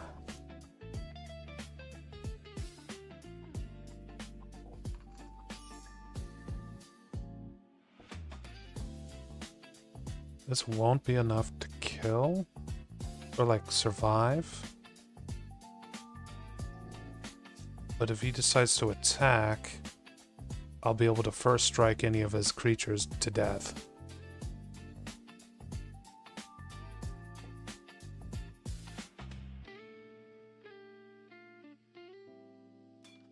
Shard Behemoth is indestructible, okay.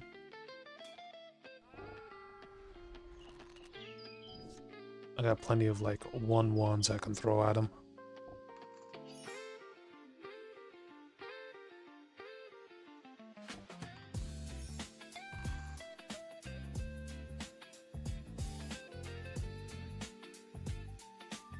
If this had vigilance, would be pretty much golden.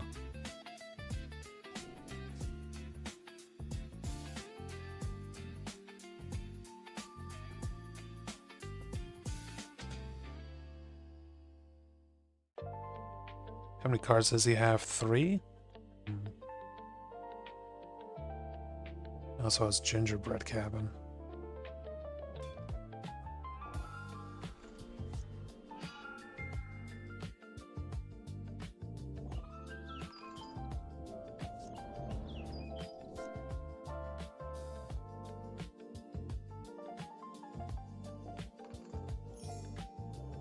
That's pretty much it. There's not much I can do here.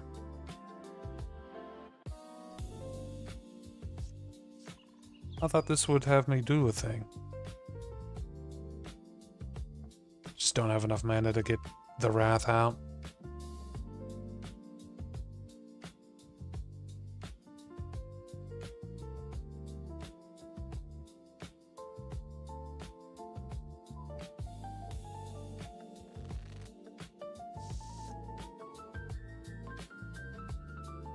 Ooh, we got that Crusader.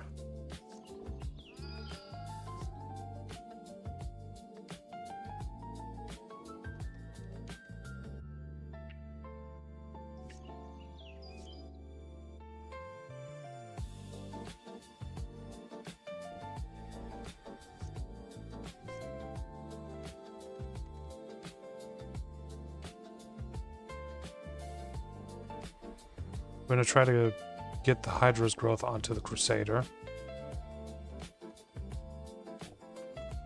Then after that we'll have to get it with lifelink and flying, and that'll make it almost impossible to kill.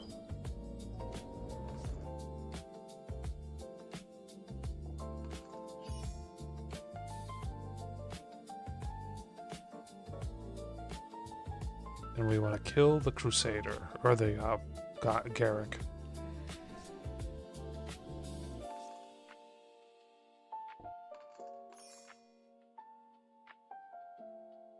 Nope, that's not right.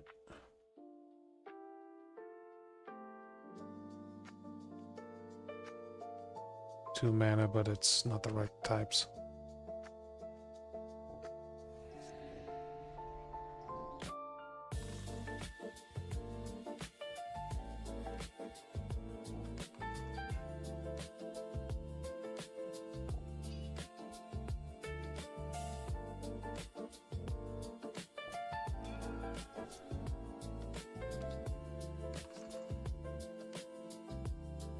Okay. Now we do fungal sprouting.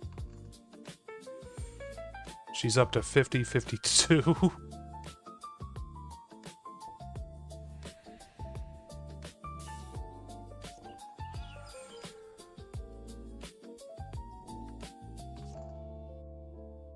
We're gonna have to ossify.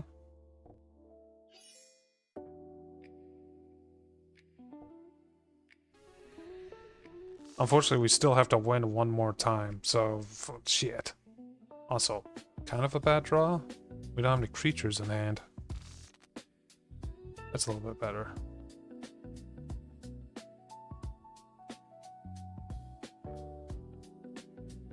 Get rid of fungal sprouting.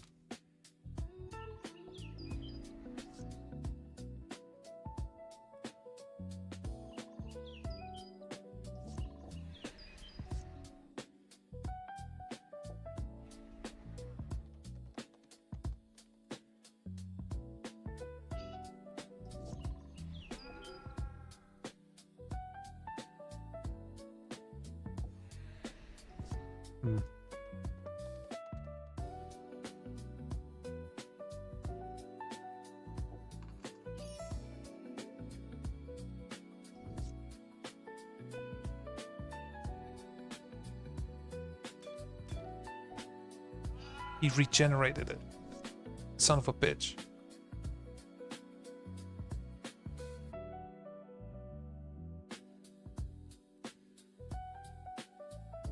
guess we'll do this for some extra HP. I'll keep the two mystics from fighting me.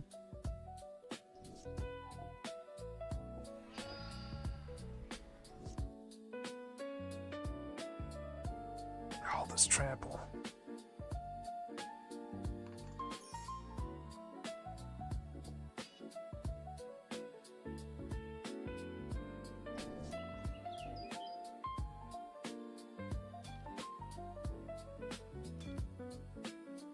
Yeah, he just wins this one. Well, shit. At least we won one of them, and we know what card got me there. It's just, I don't have any more copies of it.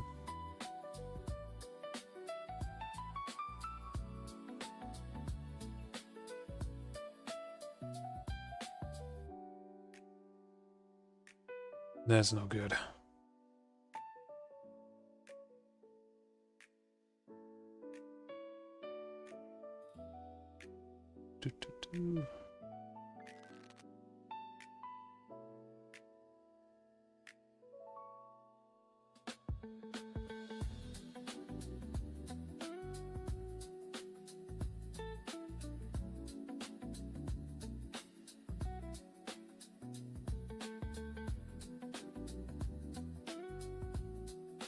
That could be very good. The problem is the mana cost.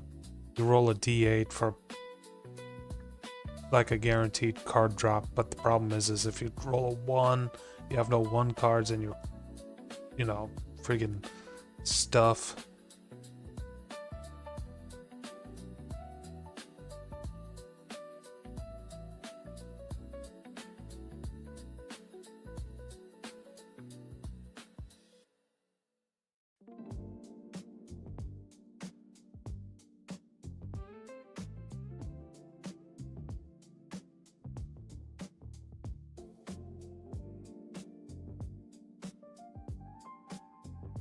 This is actually really good.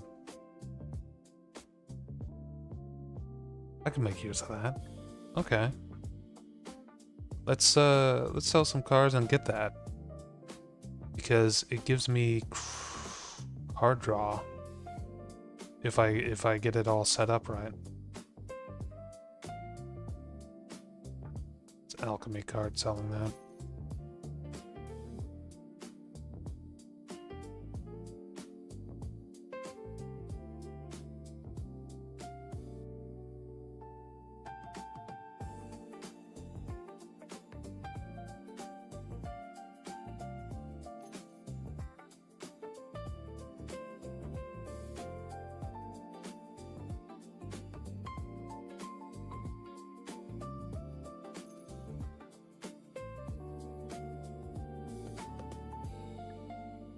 Perhaps I should also do a draft as well.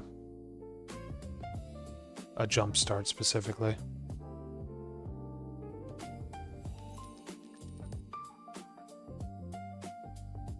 Okay.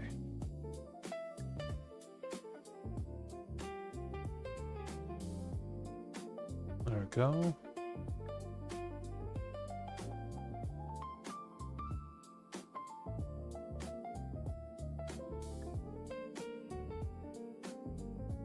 Let's go ahead, go to the center,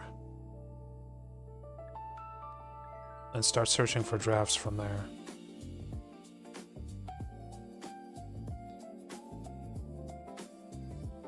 I'm sure there are other ways that we can get more powerful as well, not just killing bosses.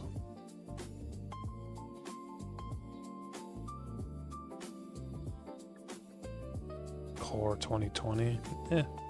It's a standard draft too, I'm not really too interested in that.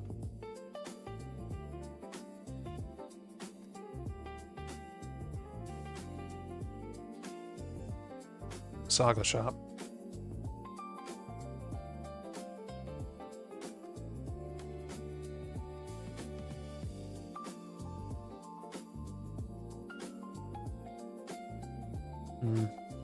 Alright.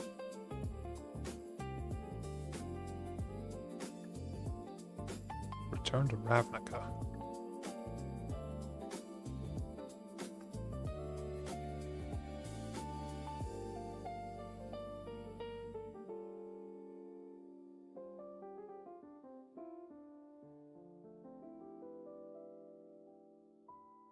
That's an interesting card, honestly.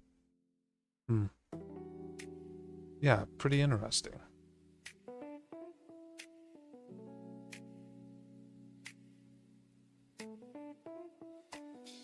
Planeswalkers, artifacts, Dominaria, standard draft.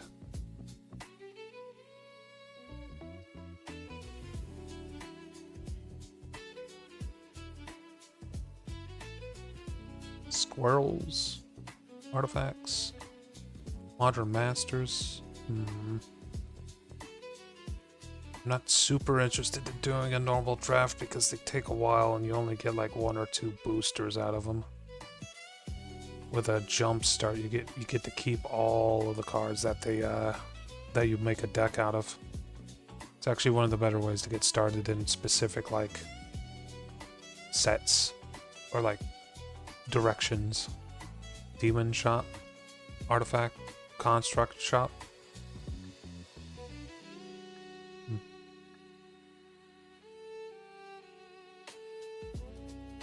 There's Eldrazi right there.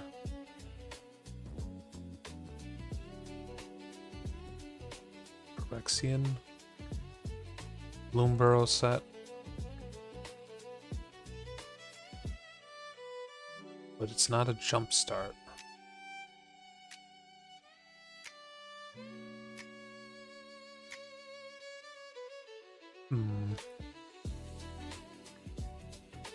Turn to Ravnica.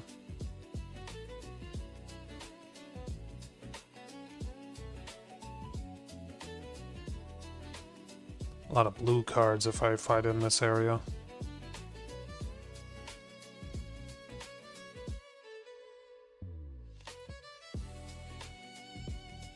Oh, there's dope.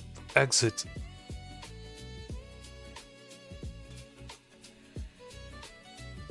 Freaking Falcon. I remember Falcons being pretty easy to kill, though.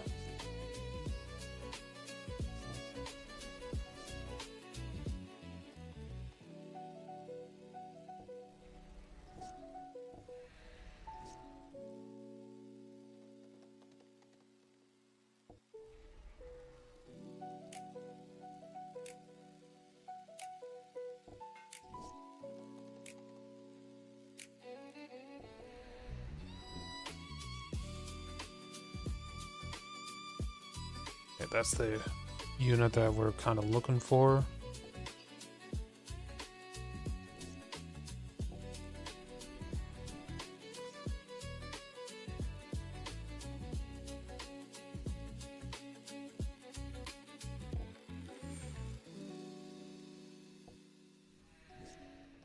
Because the lifelink, it will make it so that these birds are not really a threat.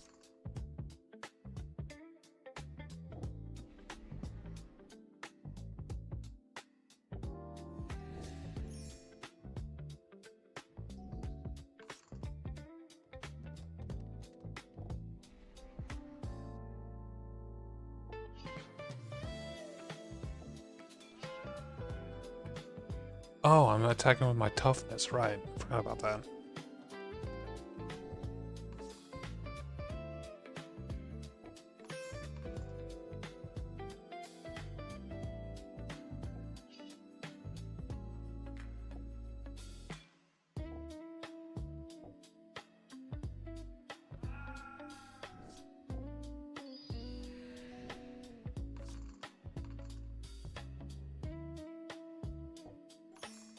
Y'all have vigilance? That's kind of surprising. We're gonna Alpha Strike.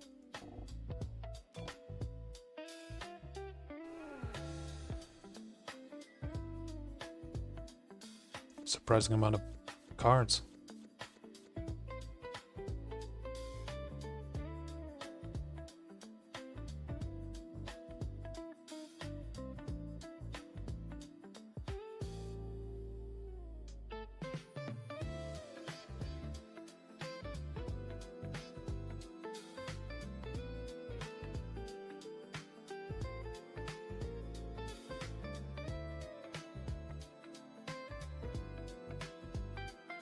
Draft 2013.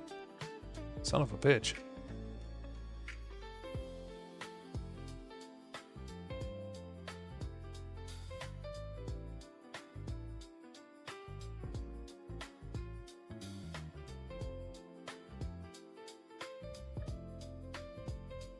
Not really running a life gain situation.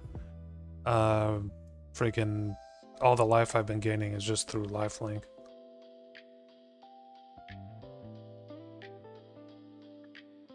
Edge of Eternities. That's a pretty interesting set, but unfortunately it's just a standard draft. In fact, I'm getting nothing but standard drafts, which is crazy. Another Saga Shop. Aether Drift, another interesting set, but it's a standard draft.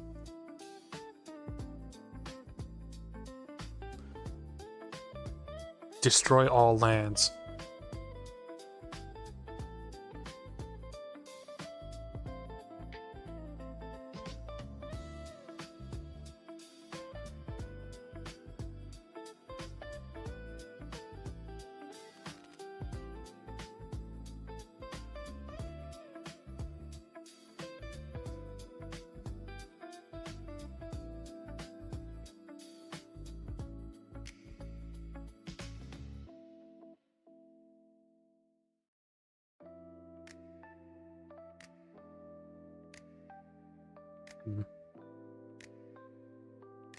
Did I check this already? I sure did.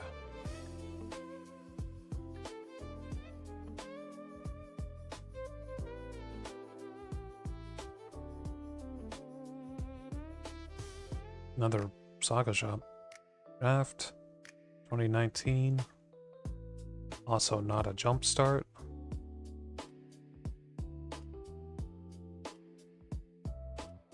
Choose one at random. Put 3 1/1s. Put a shield counter. Fight. Also, Corvold, one of my favorite cards.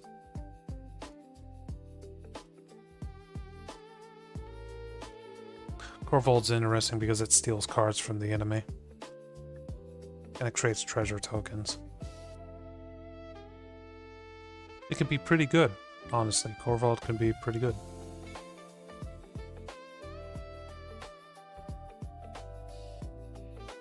Draft, just another standard draft. Standard drafts are expensive and you don't keep all the cards you draft in them, unfortunately, in this game. Also, Hydra Shop, nice.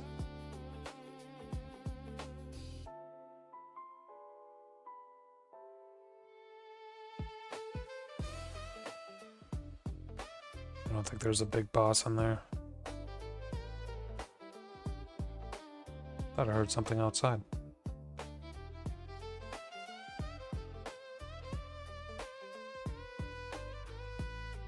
I've already checked this spot. Man, I am losing my mind. I can't believe I haven't run into a freaking jump start yet. I could have sworn like half of these should be jump starts. Battle Shop. Not in the colors I'm looking for though.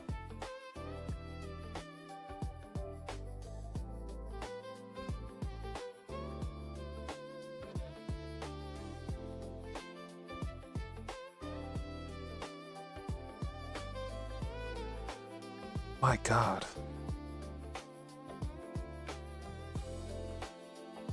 Where are all the jump starts?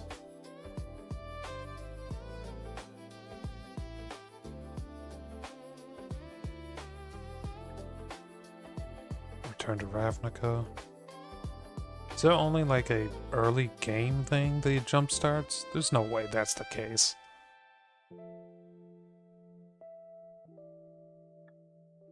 March of the Machine, booster draft.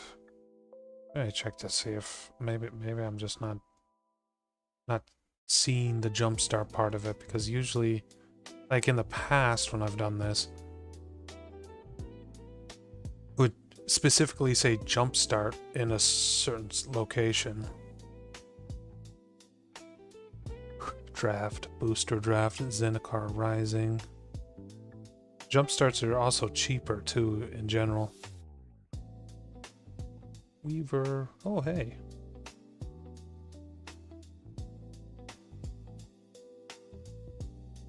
I've used this when I was playing Historic in Magic the Gathering Arena. See, the exile creature opponent controls with mana value greater 4 or greater. That's pretty useful if you can just flash that back and forth from your hand to the battlefield. It's not something I think I'll be doing right now, but like, yeah. You can airbend that back to your hand, you can use all types of stuff to get that back into your hand.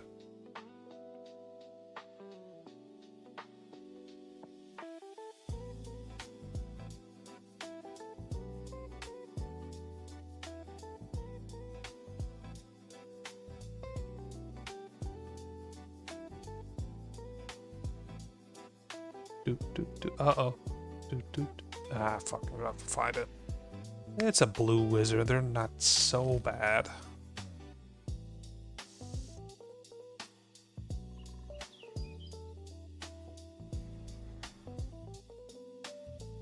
Unless we have a really quick start.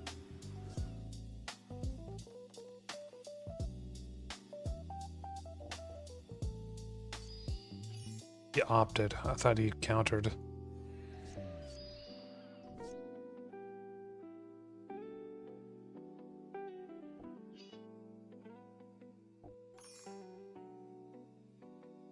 Doesn't have very much HP, that's for sure.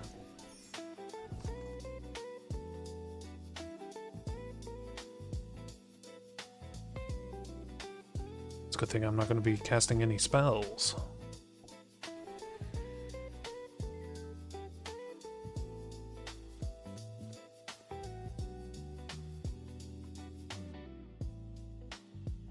Search your library for a card, shuffle your library, then put that card third from the top.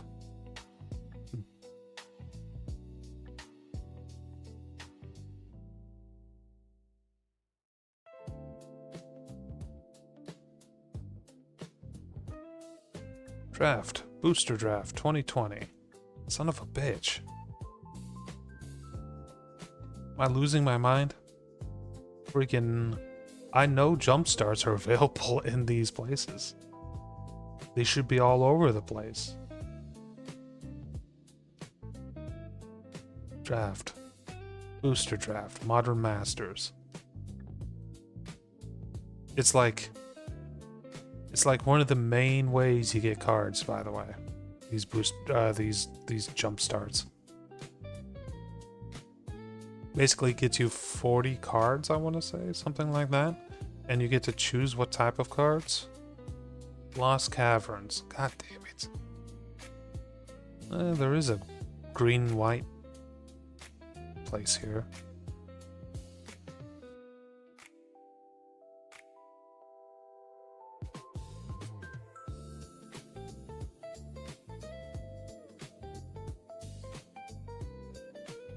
That can be pretty good.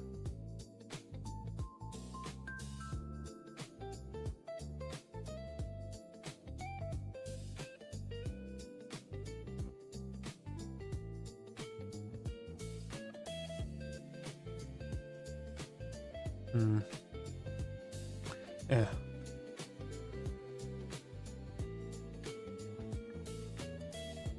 Oh, for 1,000 gold you can get some boosters. Wait, these are not boosters. Well, there's places that you can get boosters for 1,000 gold. If you want specific sets. Hey, is that an adventurer? There's a good reason why we want to kill adventurers. Adventurers oftentimes drop dungeon cards. We want to make a dungeon deck down the line. We'll want to kill a few of these.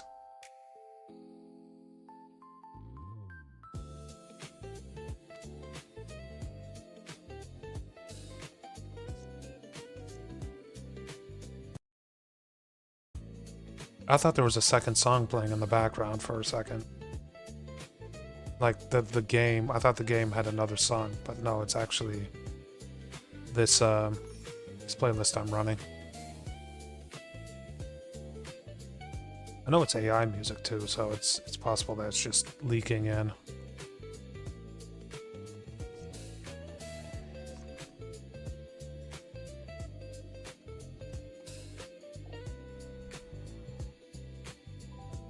Maybe I can make actually a pretty damn good deck out of just pure white at this point too.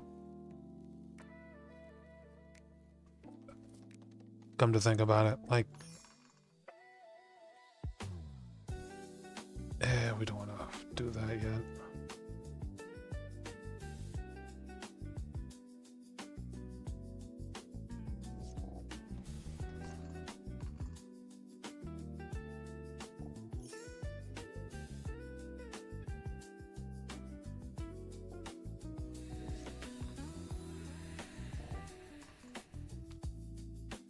Loses 2 life unless they discard a card. We'll lose 2 life. Alright, why'd that happen twice? Room abilities of dungeons you own trigger an additional time. Oh fuck, that's really good. I mean, that's... Room... The fucking dungeons suck, but... Yeah, it's kind of good.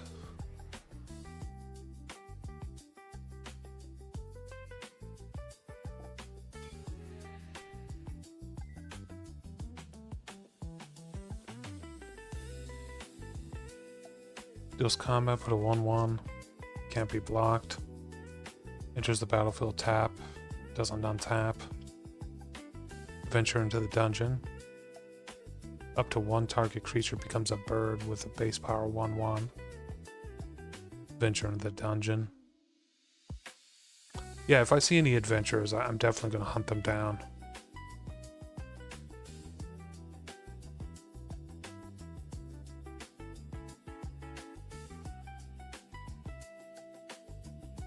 Because, you know, I've always wanted to make a dungeon deck. I don't know.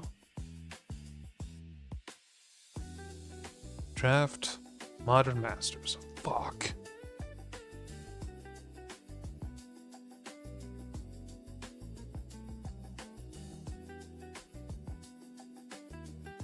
If you control an equipment, put a 1/1 out. Till end of turn. I mean, that could be good. We always control a piece of equipment.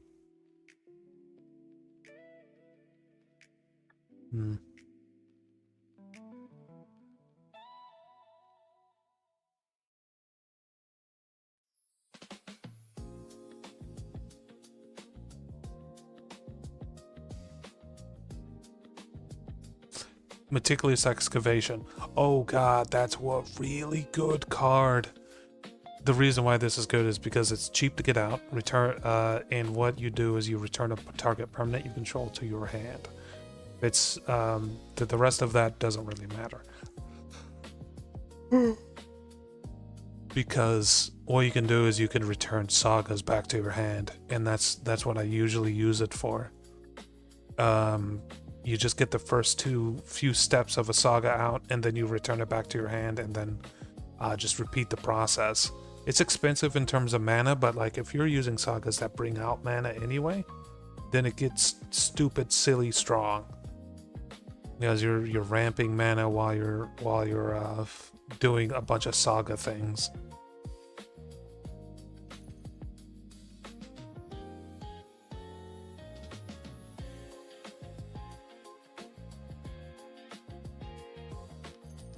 We're taking that.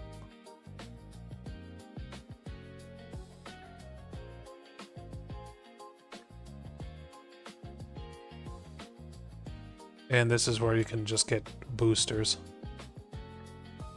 If you know the set that you're looking for boosters in, that's a good way of finding them.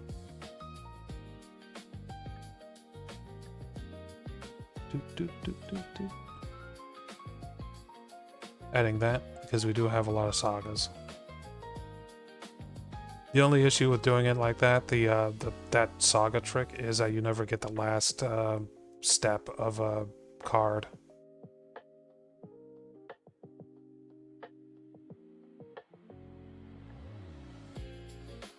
Well, I say never, but like you can always just not take it back into your hand. And some sagas are really, really powerful. Like their effects are really powerful on the first step too. Princess Takes Flight. Its first step is to exile an enemy card, or basically any creature card, and then its last step is to return that card back to the battlefield. But if you get rid of that saga before it does that last step, then that card's gone for good.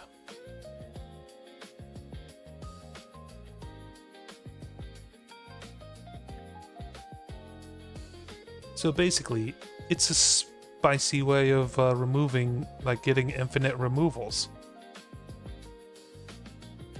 As long as you have 6 mana, you can do it once each turn. And I mean, once each turn doesn't sound all that bad, but like, it's basically a single card of theirs being removed off the field each turn. It adds up. It adds up pretty quickly.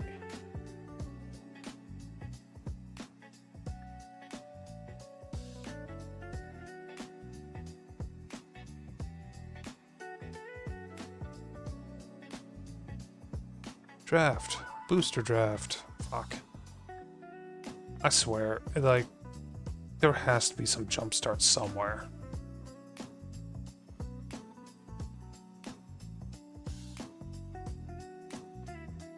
Another thing that we can do with meticulous excavation is to take our own creatures back into our hand and put them back down. Interesting. Which can be useful if you have a freaking creature with a powerful, like, on-summon effect. Such as, it ventures into the dungeon when it gets deployed. Booster draft. Throne of Eldraine. That's a pretty good card, too. Brynhilder.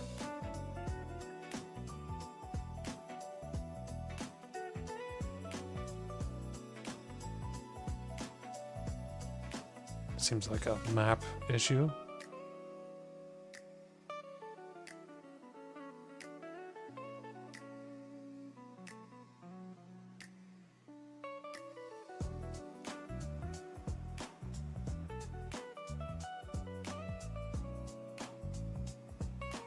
Draft 2014.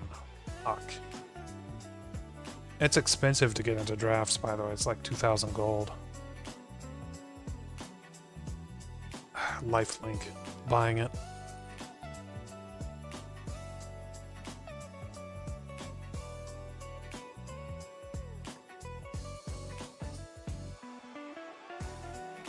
Ooh, Birth of Meletis. We definitely want another one of those.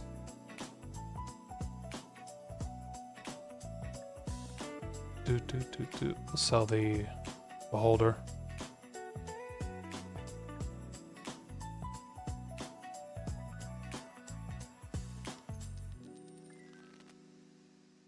Authority of the Consuls is actually really good too.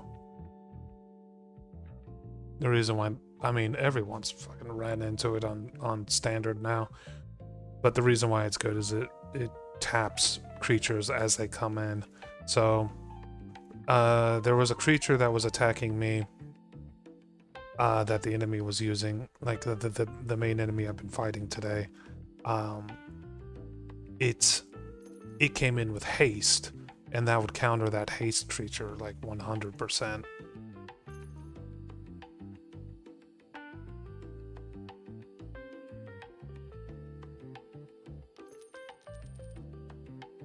For each creature you control.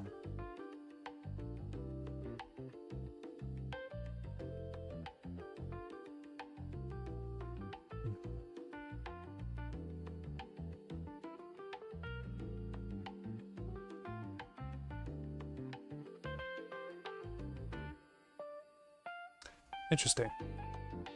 This might actually be a really powerful card. It's a 1 mana to get a 1/1 with lifelink. That's not all that good, but if we just put stuff onto it, it can't be blocked by creatures with 3 or greater power. That means it's just going to, like, once it gets past a certain point, it's just going to hit the enemy's HP pool every single time, because late game, like, all they're going to have is big creatures. Alright, Meletis, where art thou?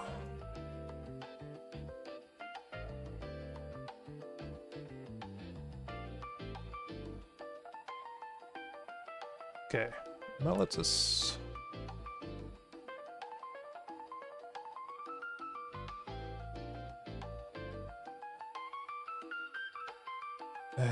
kind of want to keep that.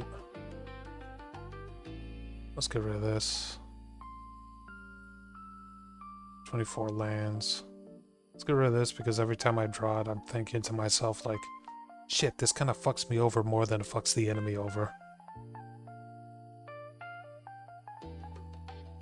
The ring has been good. This... I've never seen this actually come into effect.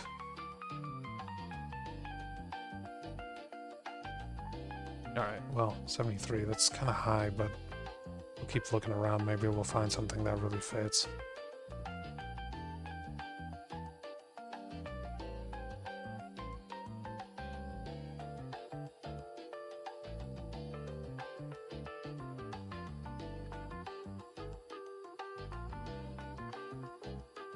It's an alchemy card.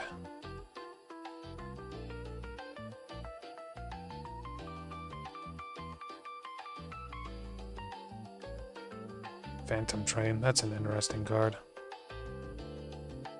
Phantom Train becomes a creature if you sacrifice one of your creatures. And it's got good stats for what it is.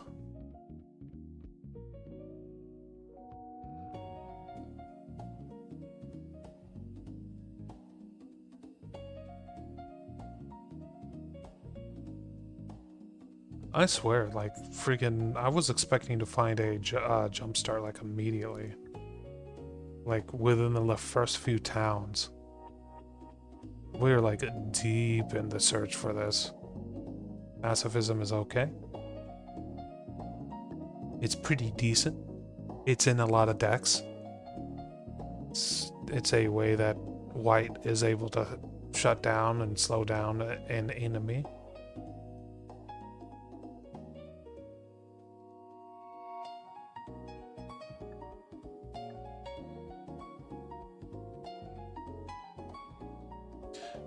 Who knows? Maybe jumpstarts are disabled in the current version of the game. It's possible that maybe jumpstarts can get disabled like that. I don't know. Hey, an adventure.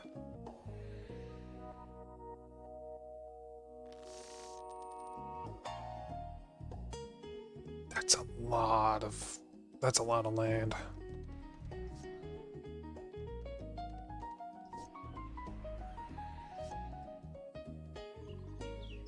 Okay, this will get us another land, and also a wall next turn.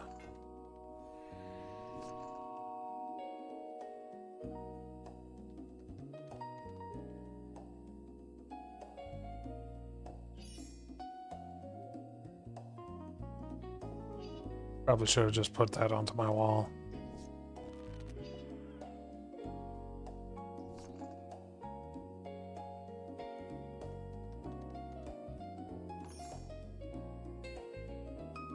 I'm happy with that stuff. And we wait. I'm gonna transform my wall. That should take Defender off of it. I'm gonna throw... I can't throw that out. I'm gonna throw out the Weasel. Countered it.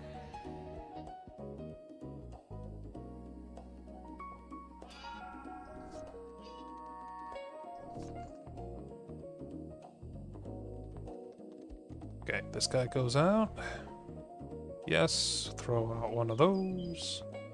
Equip him with that because he has first strike.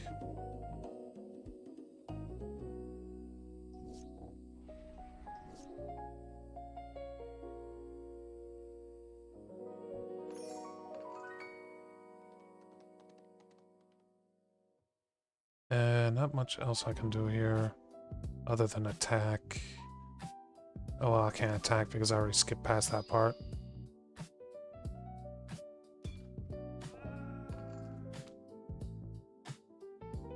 We're not going to discard, we'll just take the hit. Okay, we got Toph and Katara now.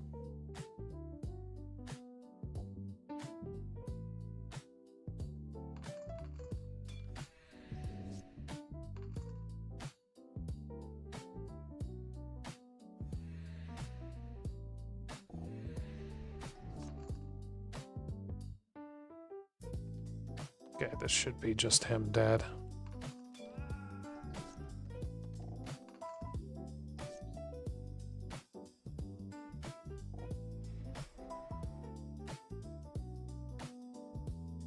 We're gonna hold off on attacking.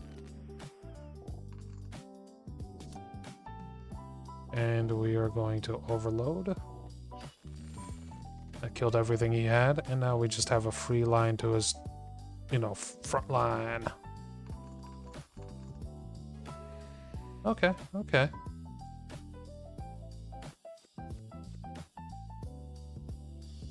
Enters card, venture into the dungeon. As long as you completed the dungeon, he gets 3 and has flying. Okay. Artifact creature, too.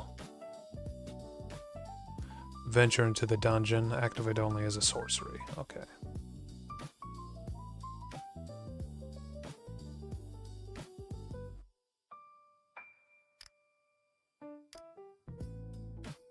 Defeat this guy and grab his book. He's only an adept. Shouldn't be too difficult.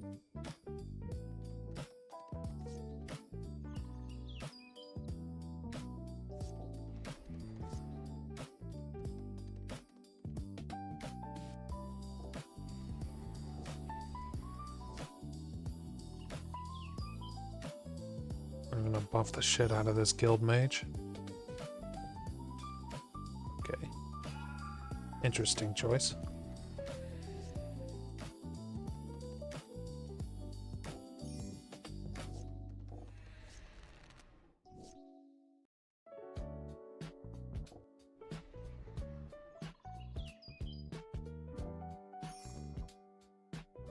We'll bring back the armadillo cloak.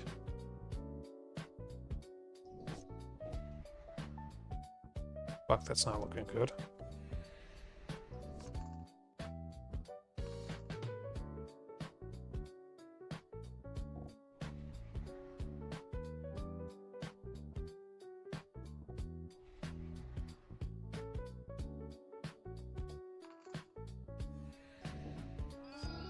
He killed the boy. No.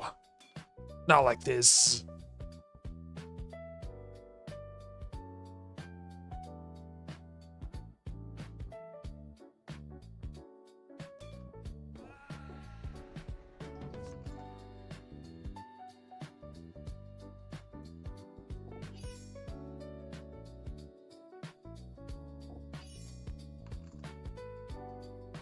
If I don't attack right now, I'm as good as dead. So I have to attack right now. And I didn't get enough HP back. Wow, I can't believe he beat me. We'll take a step over here. Hope that this place has a jump start.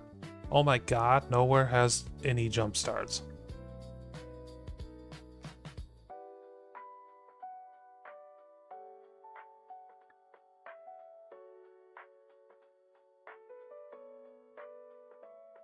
Protection from blue, black, and from red. I mean, that's interesting, but that's not really what we're looking for. We're looking for protection from green.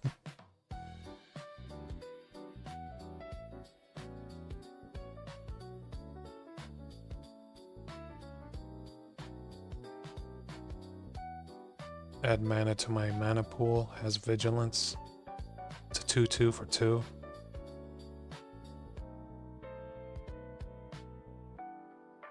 Two for 2, has exalted.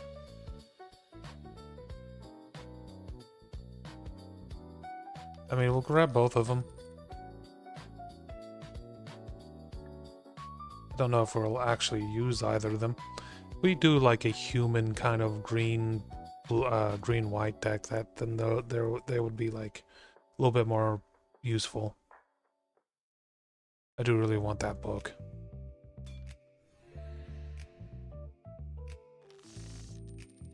It's a booster, by the way. It's a booster pack. So it has like 25 cards. Something like that. At least usually it does.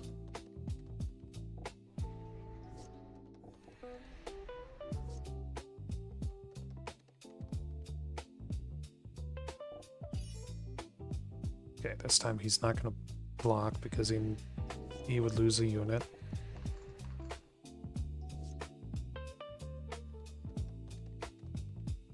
Just keep buffing.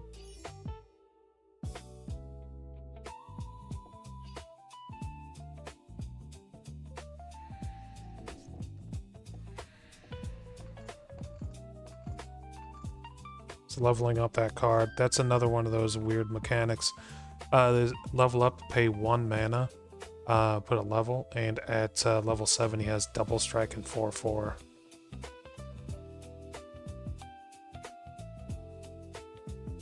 I mean, it's a bad idea, but I'm going to do it.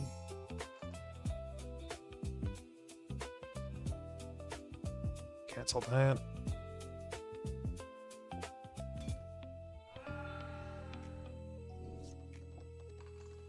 I'm still outpacing him in terms of damage.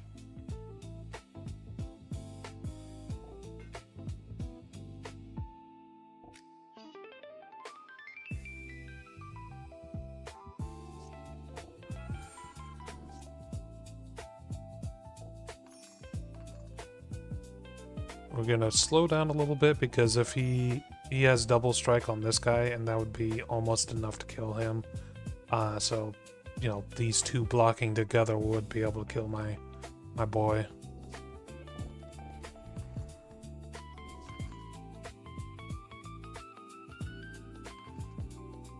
Okay, now we got Parting Gust.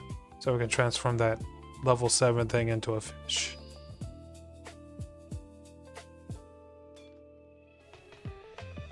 Nice.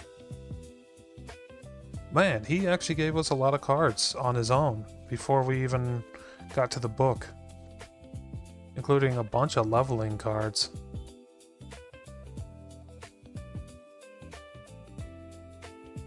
I always thought that leveling mechanic was kind of interesting.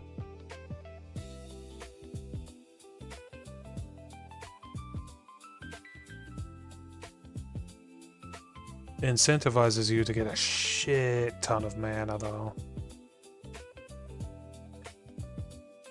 Alright. There we go.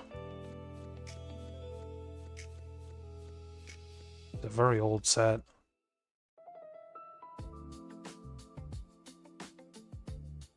Enchanted creature may block any number of creatures. Huh.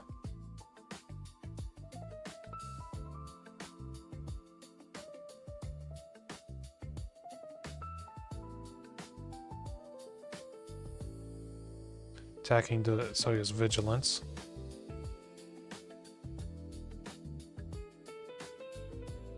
Prevent all damage that would be dealt to him. Cast 2 mana to stop his ability to prevent all damage that would be dealt to him. So any player can cast that. Interesting. Huh.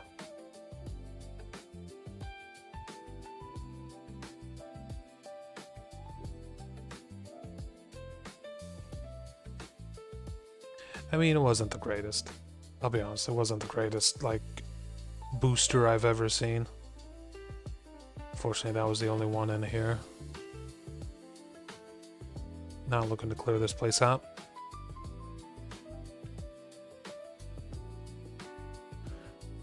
Sometimes you get lucky with those boosters that get like a Bloom Burrow set or something like that. There's a booster on the right-hand side. What? Invisible wall.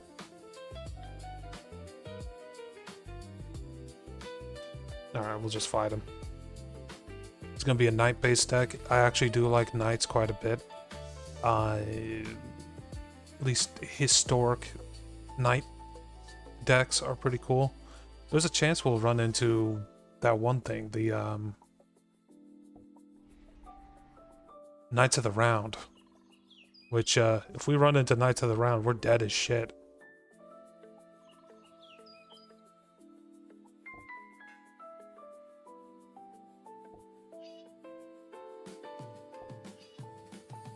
Okay, so this is going to slowly get more powerful. Oh, hey, it's this. Loyalty for each creature you control. Okay, We're not going to use it yet, but maybe down the line.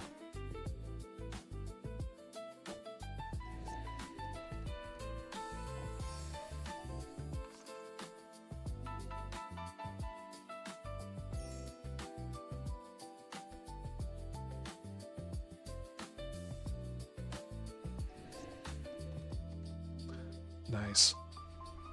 All of those came in tapped.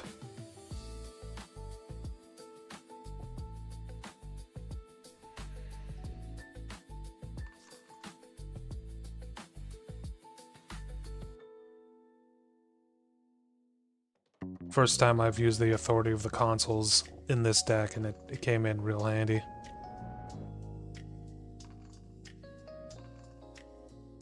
Alright, we're up to 9.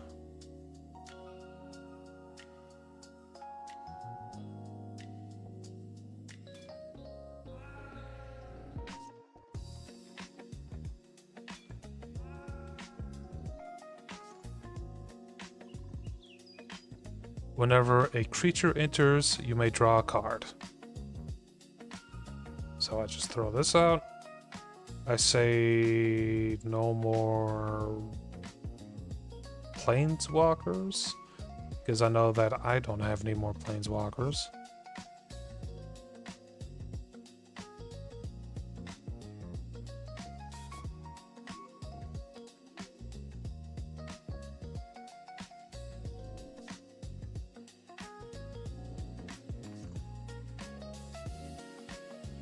We're gonna create more saplings.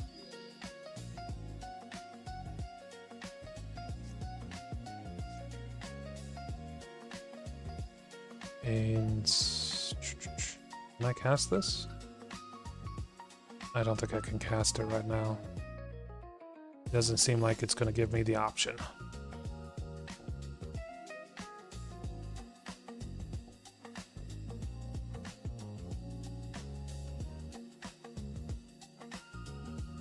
Sacrifice a soldier, prevent all combat damage that would be dealt this turn. So it's this guy that's doing that. I'm gonna have to do Winds of Abandon in order to get rid of all that. So let's go ahead and do that.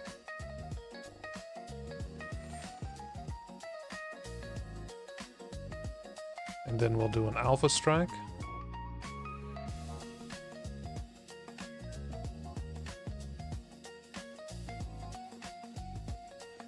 Vindicator. If a damage would be dealt to the Vindicator, prevent that damage. And whenever it's prevented that way, Vindicator deals that much damage to any other target. So basically this is a fantastic blocker and attacker and just basically everything, honestly. Twice that many is created. I remember this one. So this would double up the amount of tokens I'm making. This would allow me to kill multiple targets and block and all that. Whenever a non-token artifact enters the battlefield under your control, create a 2/2 token.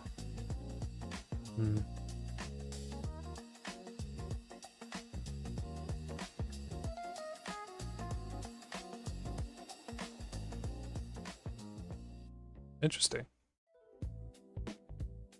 I didn't know that there was an achievement. Alright, what set? Old set. Great. Very old set.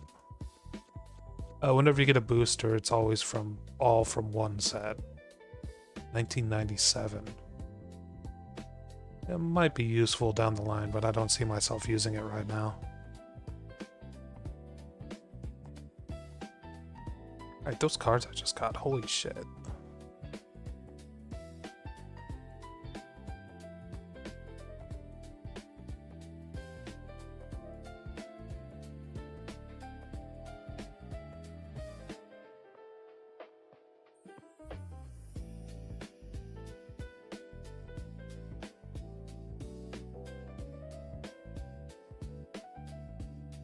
Am I drunk? Let's turn all of these off.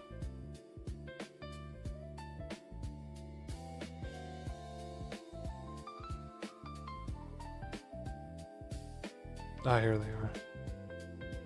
Those two in particular are pretty damn strong. Expansive, but strong. Let's get rid of this one.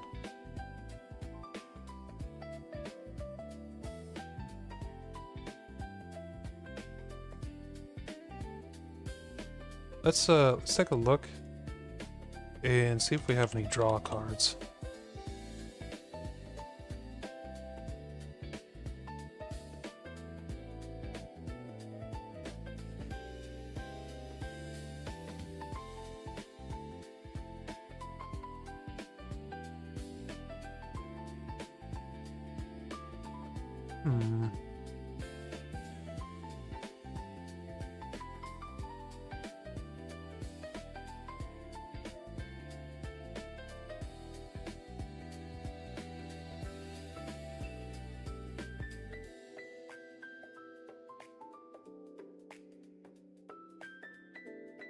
I'm not really seeing anything super crazy. Okay. Nothing like my Planeswalker that allows me to draw cards when I create creatures.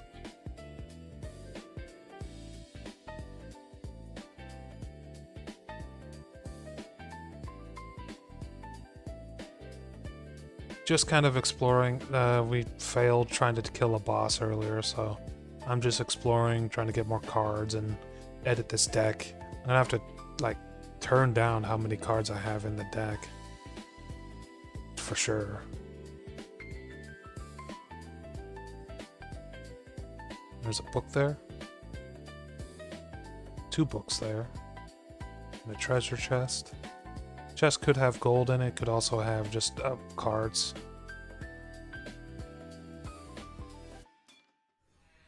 Griffin. I don't know what a Griffin deck would look like. Huh. Actually, this may actually work out. I only have 1 mana in hand, but this may work out.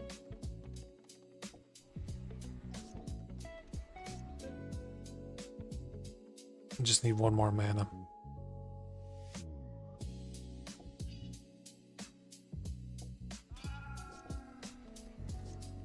Just need 1 more mana. We'll get rid of the most expensive spell. Okay. We'll get rid of the most expensive spell. Okay, we're gonna concede. We need to edit my deck. As expected, it's getting to the point where I do need, like, to get rid of some of these cards. So, I don't think the toughness side of things is super important. Like, when we first started, we were doing a thing where we would use our toughness in order to win. That's not really what we're doing anymore. Let's get rid of Angelic Reward. It's just too expensive to play. Assault Formation is the other one.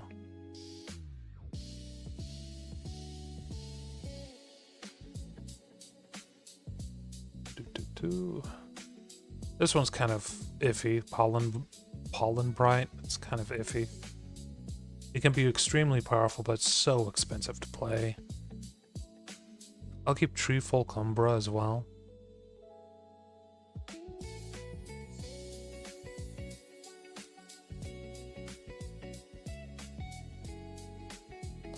It's a little bit better. Back down to 71.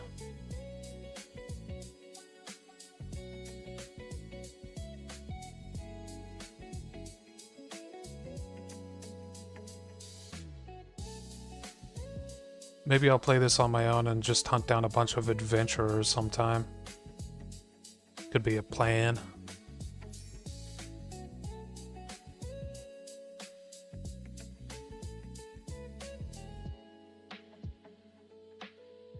Oh, wow. That's from the Omen Paths. I didn't think any Omen Path cards would be in this. That would all be Spider-Man set.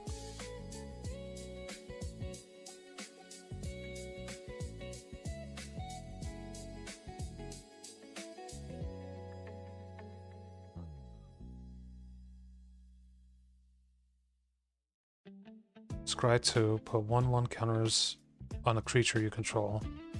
When this creature dies, draw 2 cards. Then that creature fights up to one other target. It's pretty good. Step 3 could just be me using a token.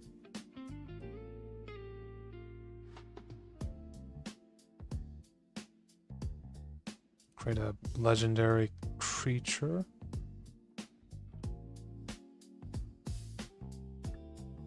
My paladin. There's a battlefield on your control. You may have allies you control gain lifelink. Allies? I didn't know ally was a thing before the avatar set.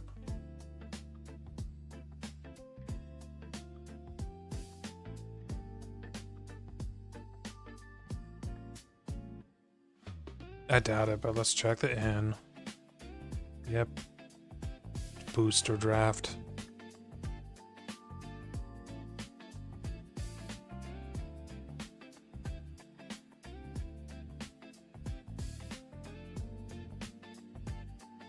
I'm not looking to buy any more cards at the moment.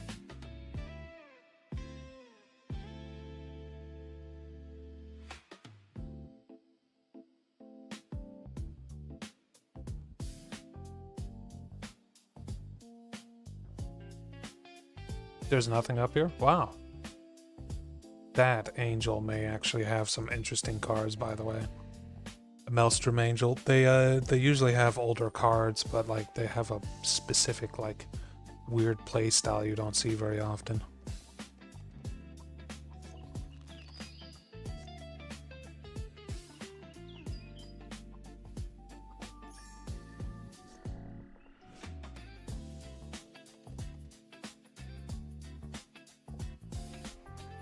Okay, we're just gonna buff the shit out of this elf. It's odd that they haven't deployed anything yet.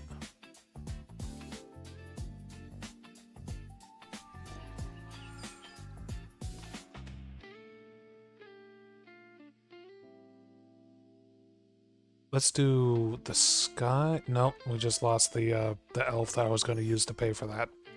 We'll do a land.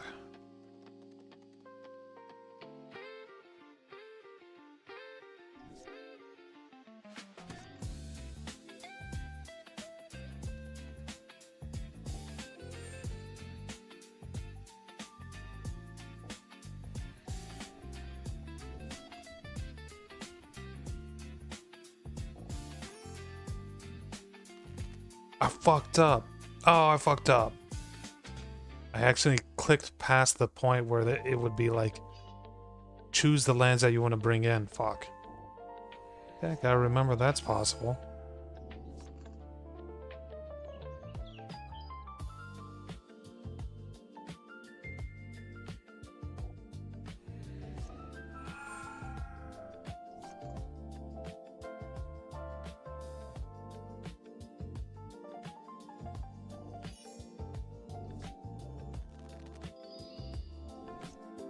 He just revealed a Maelstrom Angel. That's kind of bad timing for him. So I just won.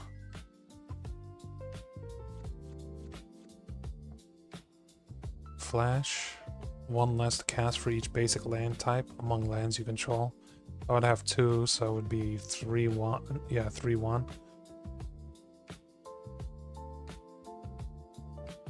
Yeah, this would just eat one of their units. The issue is it's expensive.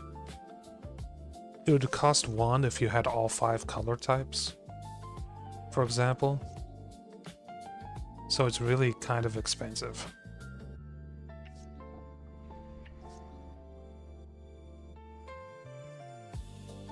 Shit. We'll throw away the Unity.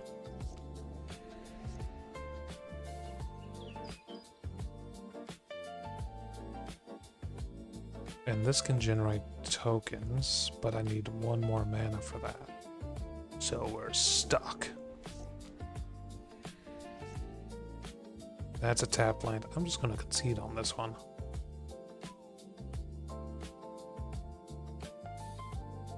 It's fine.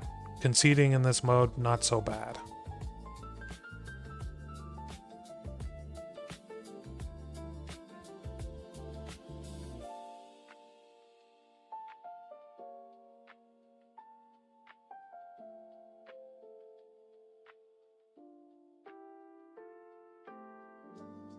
Probably should just be hanging out in the wide area.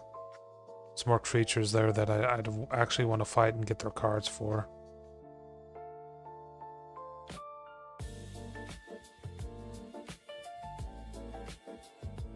Cave?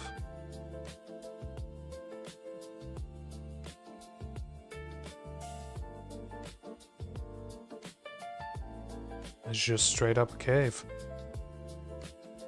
It is very possible to make a insect-based deck as well in this game. Spiders, friggin' beetles, stuff like that. Let's mulligan that. Let's mulligan that. No mana. Mulligan. He's mulliganing too, actually, so I'm not completely screwed here.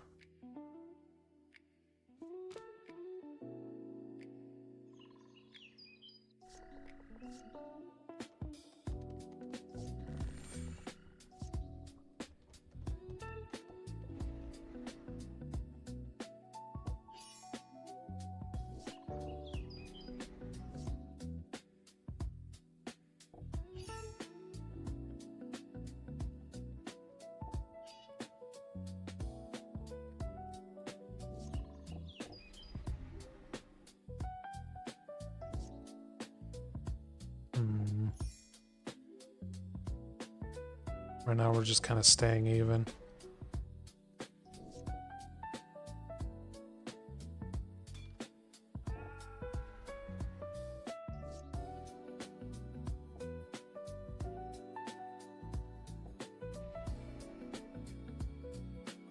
If I attack, they'll just block and kill the princess. No, wait, no, they won't. I forgot the whole thing about the princess is they can't be blocked by 3 or greater things.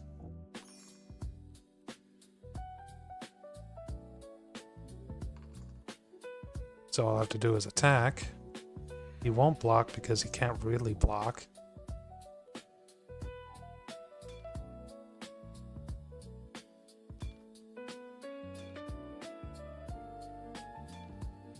And that's got trample.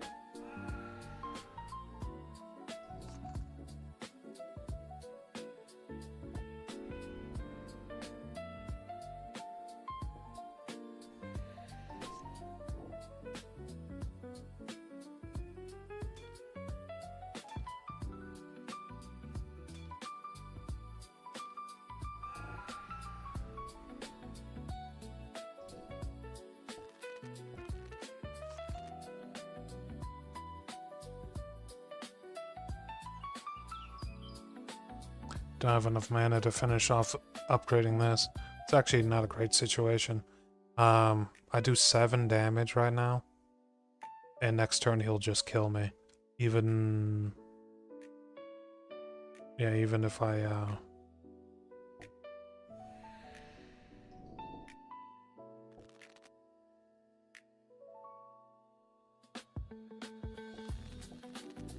What is he doing?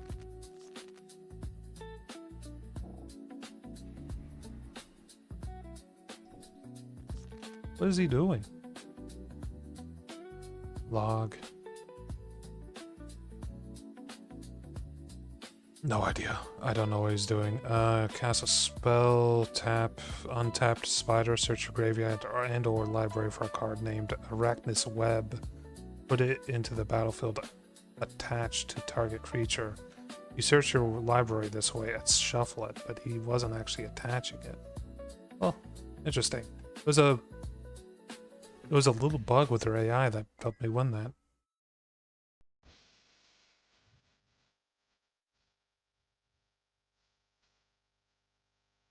They're mythic cards, so I can sell them. I don't use friggin' alchemy cards.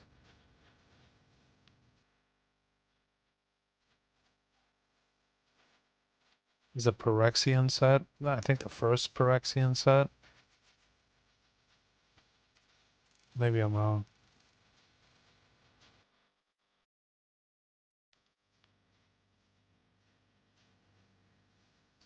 Discard. Expensive discard. 3 mana for a 2/2 that causes the enemy to discard 1 card of their choice. And that's not discard, that's putting it on top of the library. Huh. I mean, in some ways that's good.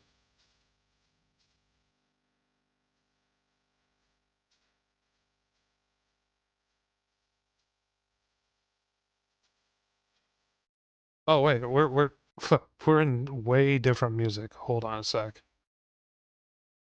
Before I get copyright hit. Do do do do do.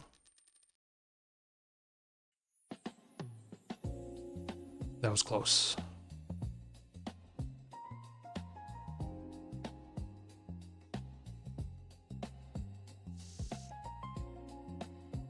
We're gonna have to mulligan.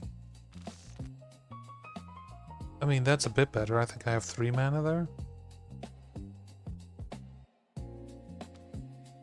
Make the princess strong again.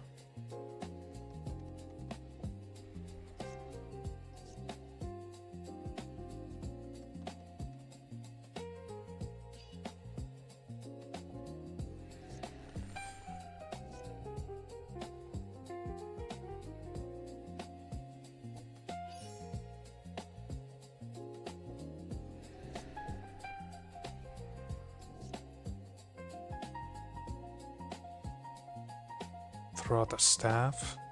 We can't equip it yet, but still useful.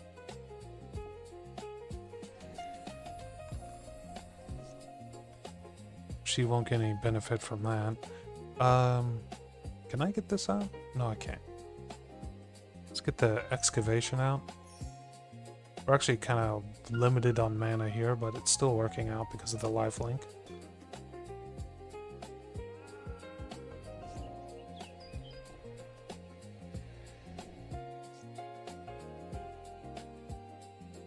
Yeah, we're very limited on mana, by the way.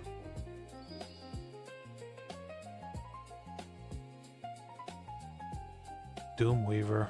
Reach, Soul Bond. You may pair this with another unpaired creature.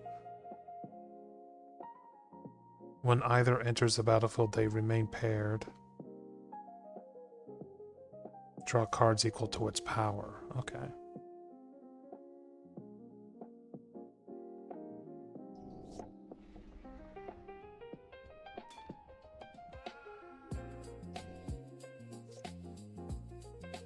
We're gonna equip the staff. If I attack, you'll block with more than one creature. That's the problem. That's a problem.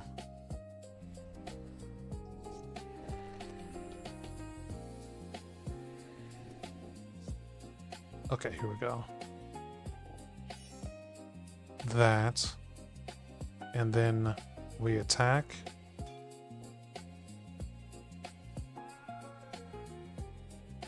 And we went up in HP to 39, and because we went up in HP, it made this indestructible and, you know, a bunch of other stuff. That's pretty good.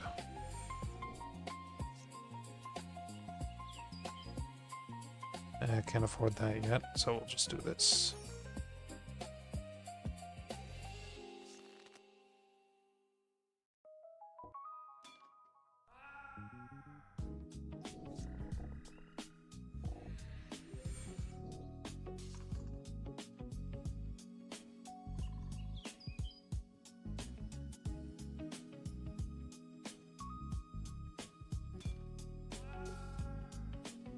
It's basically unsustainable for them now to, like, continue fighting.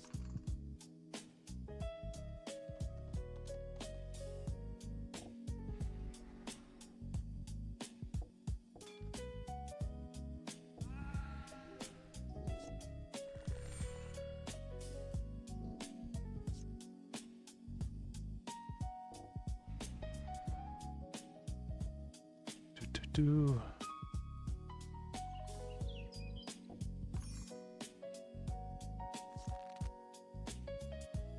We'll continue fighting like this.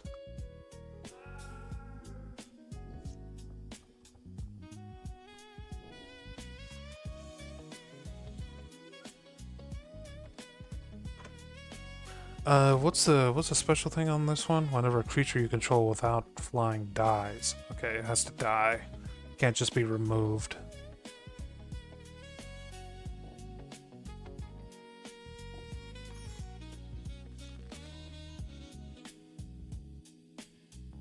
Replaying the birth.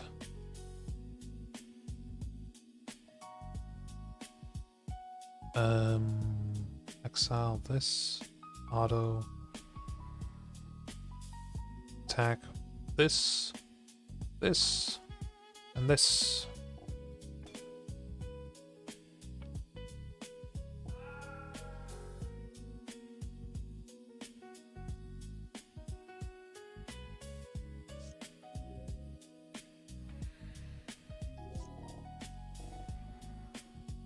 Okay, at this point I think we can just mass attack. I'm at 137 life, by the way.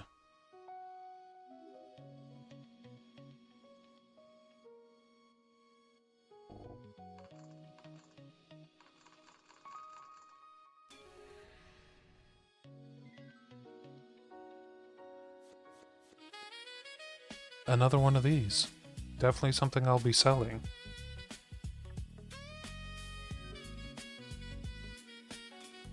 If nothing else, this friggin' cave spider cave has really fucking paid off.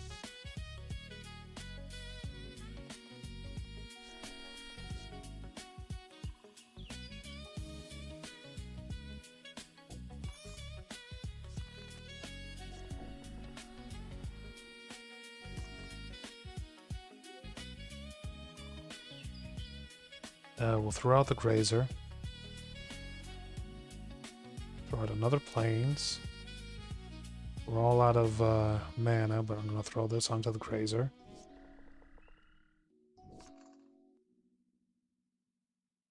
And we'll just buff the shit out of this grazer, by the way. So it's going to get the ring.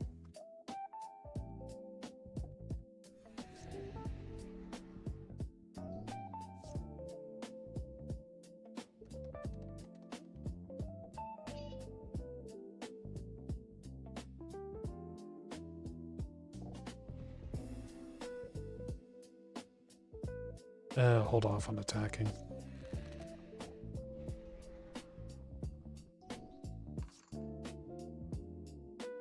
We're gonna ossify.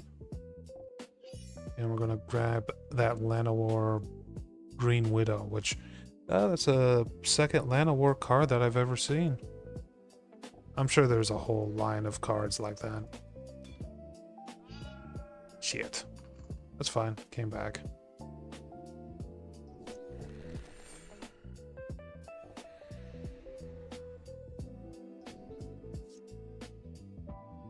We don't have enough mana for the Vindicator. Alright, we're swapping over to this as our kill card.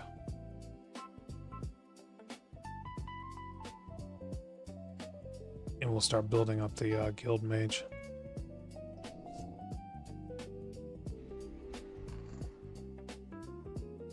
Actually, just have the Guild Mage block.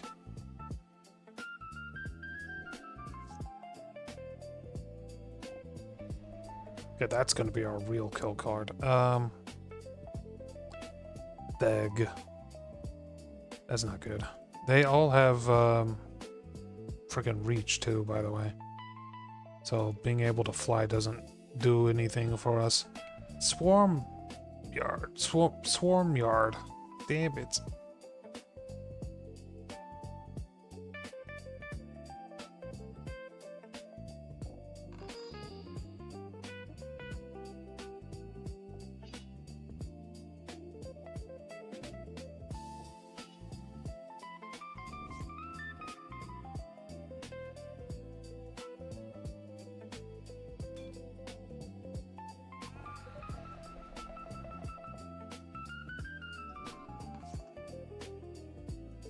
It's not going great. It is definitely not going great. 1, 2, 3, so we won't be able to cast that. 4, and we won't be able to cast the other one too.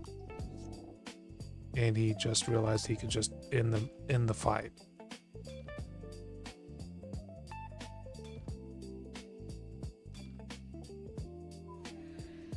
That's fine. There's only a chest there, and I didn't go in with max HP either way.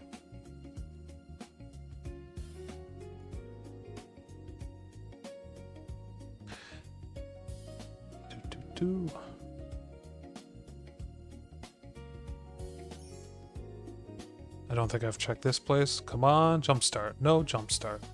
I swear there isn't any jump starts anymore.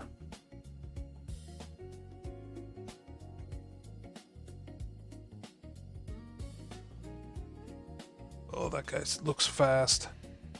A core warrior. Apparently I fought one before.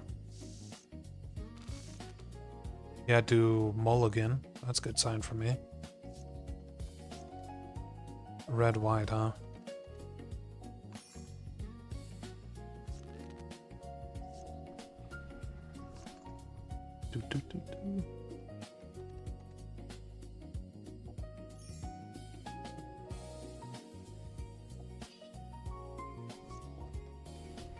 He's not going to try to fight his way past these walls.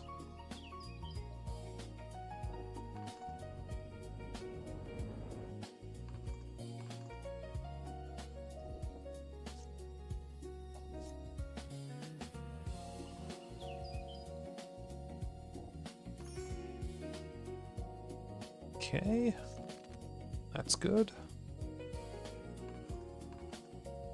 We're up to 9 loyalty, which is real good. Because we can get that emblem that gives me card draw whenever I cast creature spells.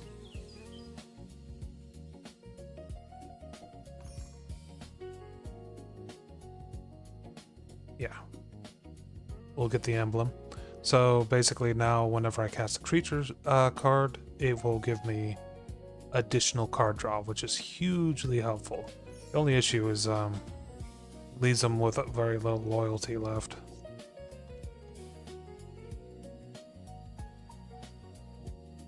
I think his AI is broken.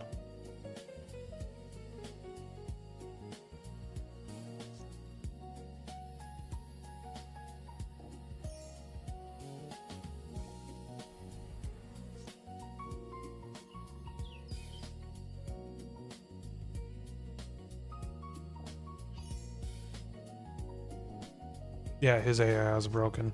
It's doing that same thing that one spider did, I think.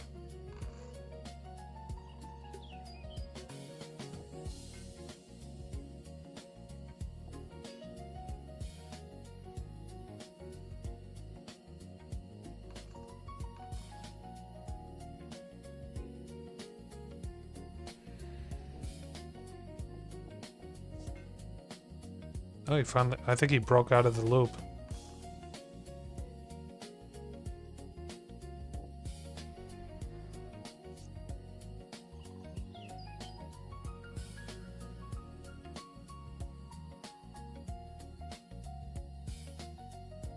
That's not what I thought that would do. Shit.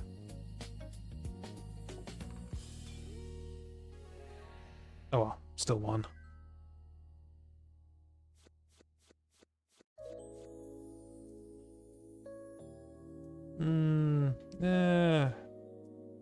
Not super interested in any of this.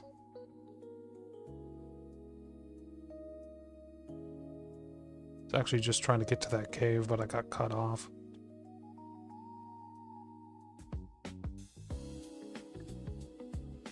Wilds. Cease and desist. That's a pretty good one.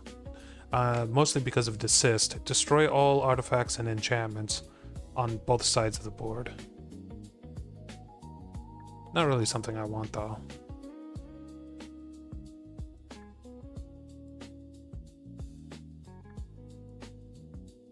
Actually, a lot of multi-mana stuff here.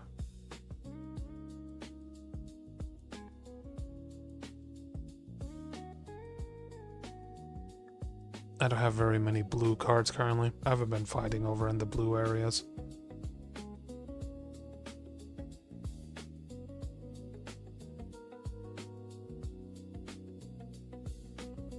Is this going to be a fog trap? Okay, it's just a normal mimic. I think after we fight this guy, we'll just call the stream.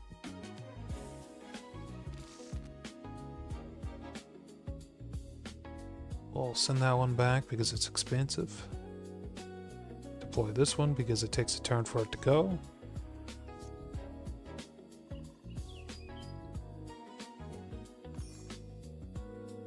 I'm happy with both of these, but we want the Grazer to come out first.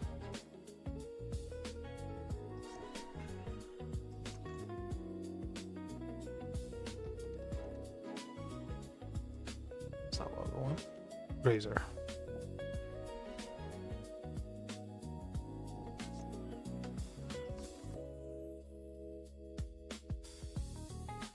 Blade Trap. Sacrifice it, deal 2 damage to each attacking creature without flying.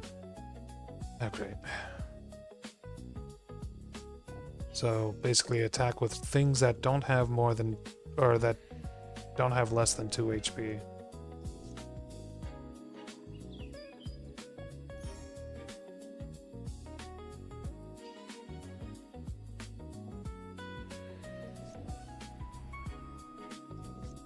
We can ossify that. And then we put this onto you. And this should kill him. Nice.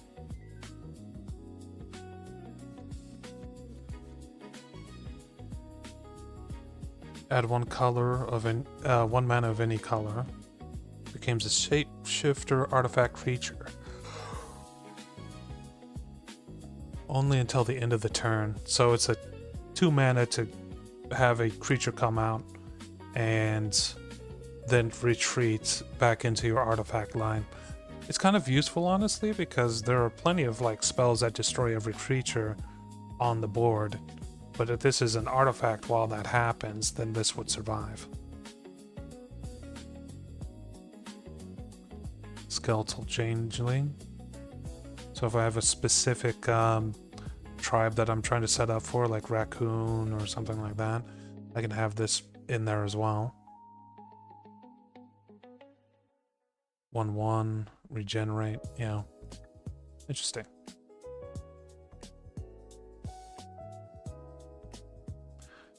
At least it wasn't Fog Trap. Fog Trap is a nightmare. For a lot of reasons, Fog Trap is a nightmare. What Fog Trap does is it has a bunch of spells that make it impossible for you to actually deal damage to them.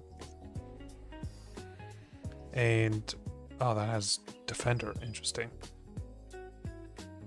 And what it while you can't deal damage to it, it's making you draw all your cards, every single card you have in your deck, and like using Howling Mine and stuff like that.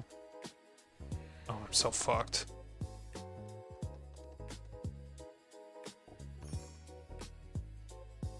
That one's going to the bottom, and that one's going to the top.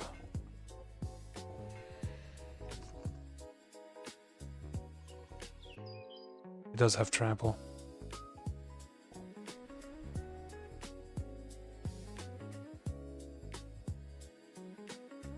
Cancel that.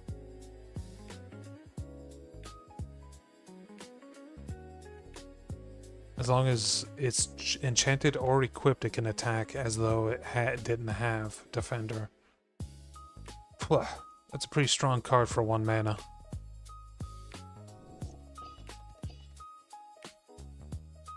We'll take the L on this one.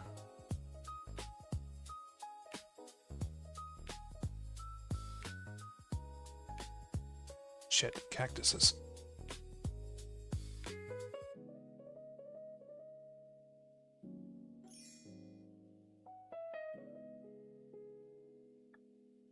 Wow. Still haven't seen any fucking jump starts. Starting to think that they don't exist in this particular world. Okay, well, we'll call it here. I have to save.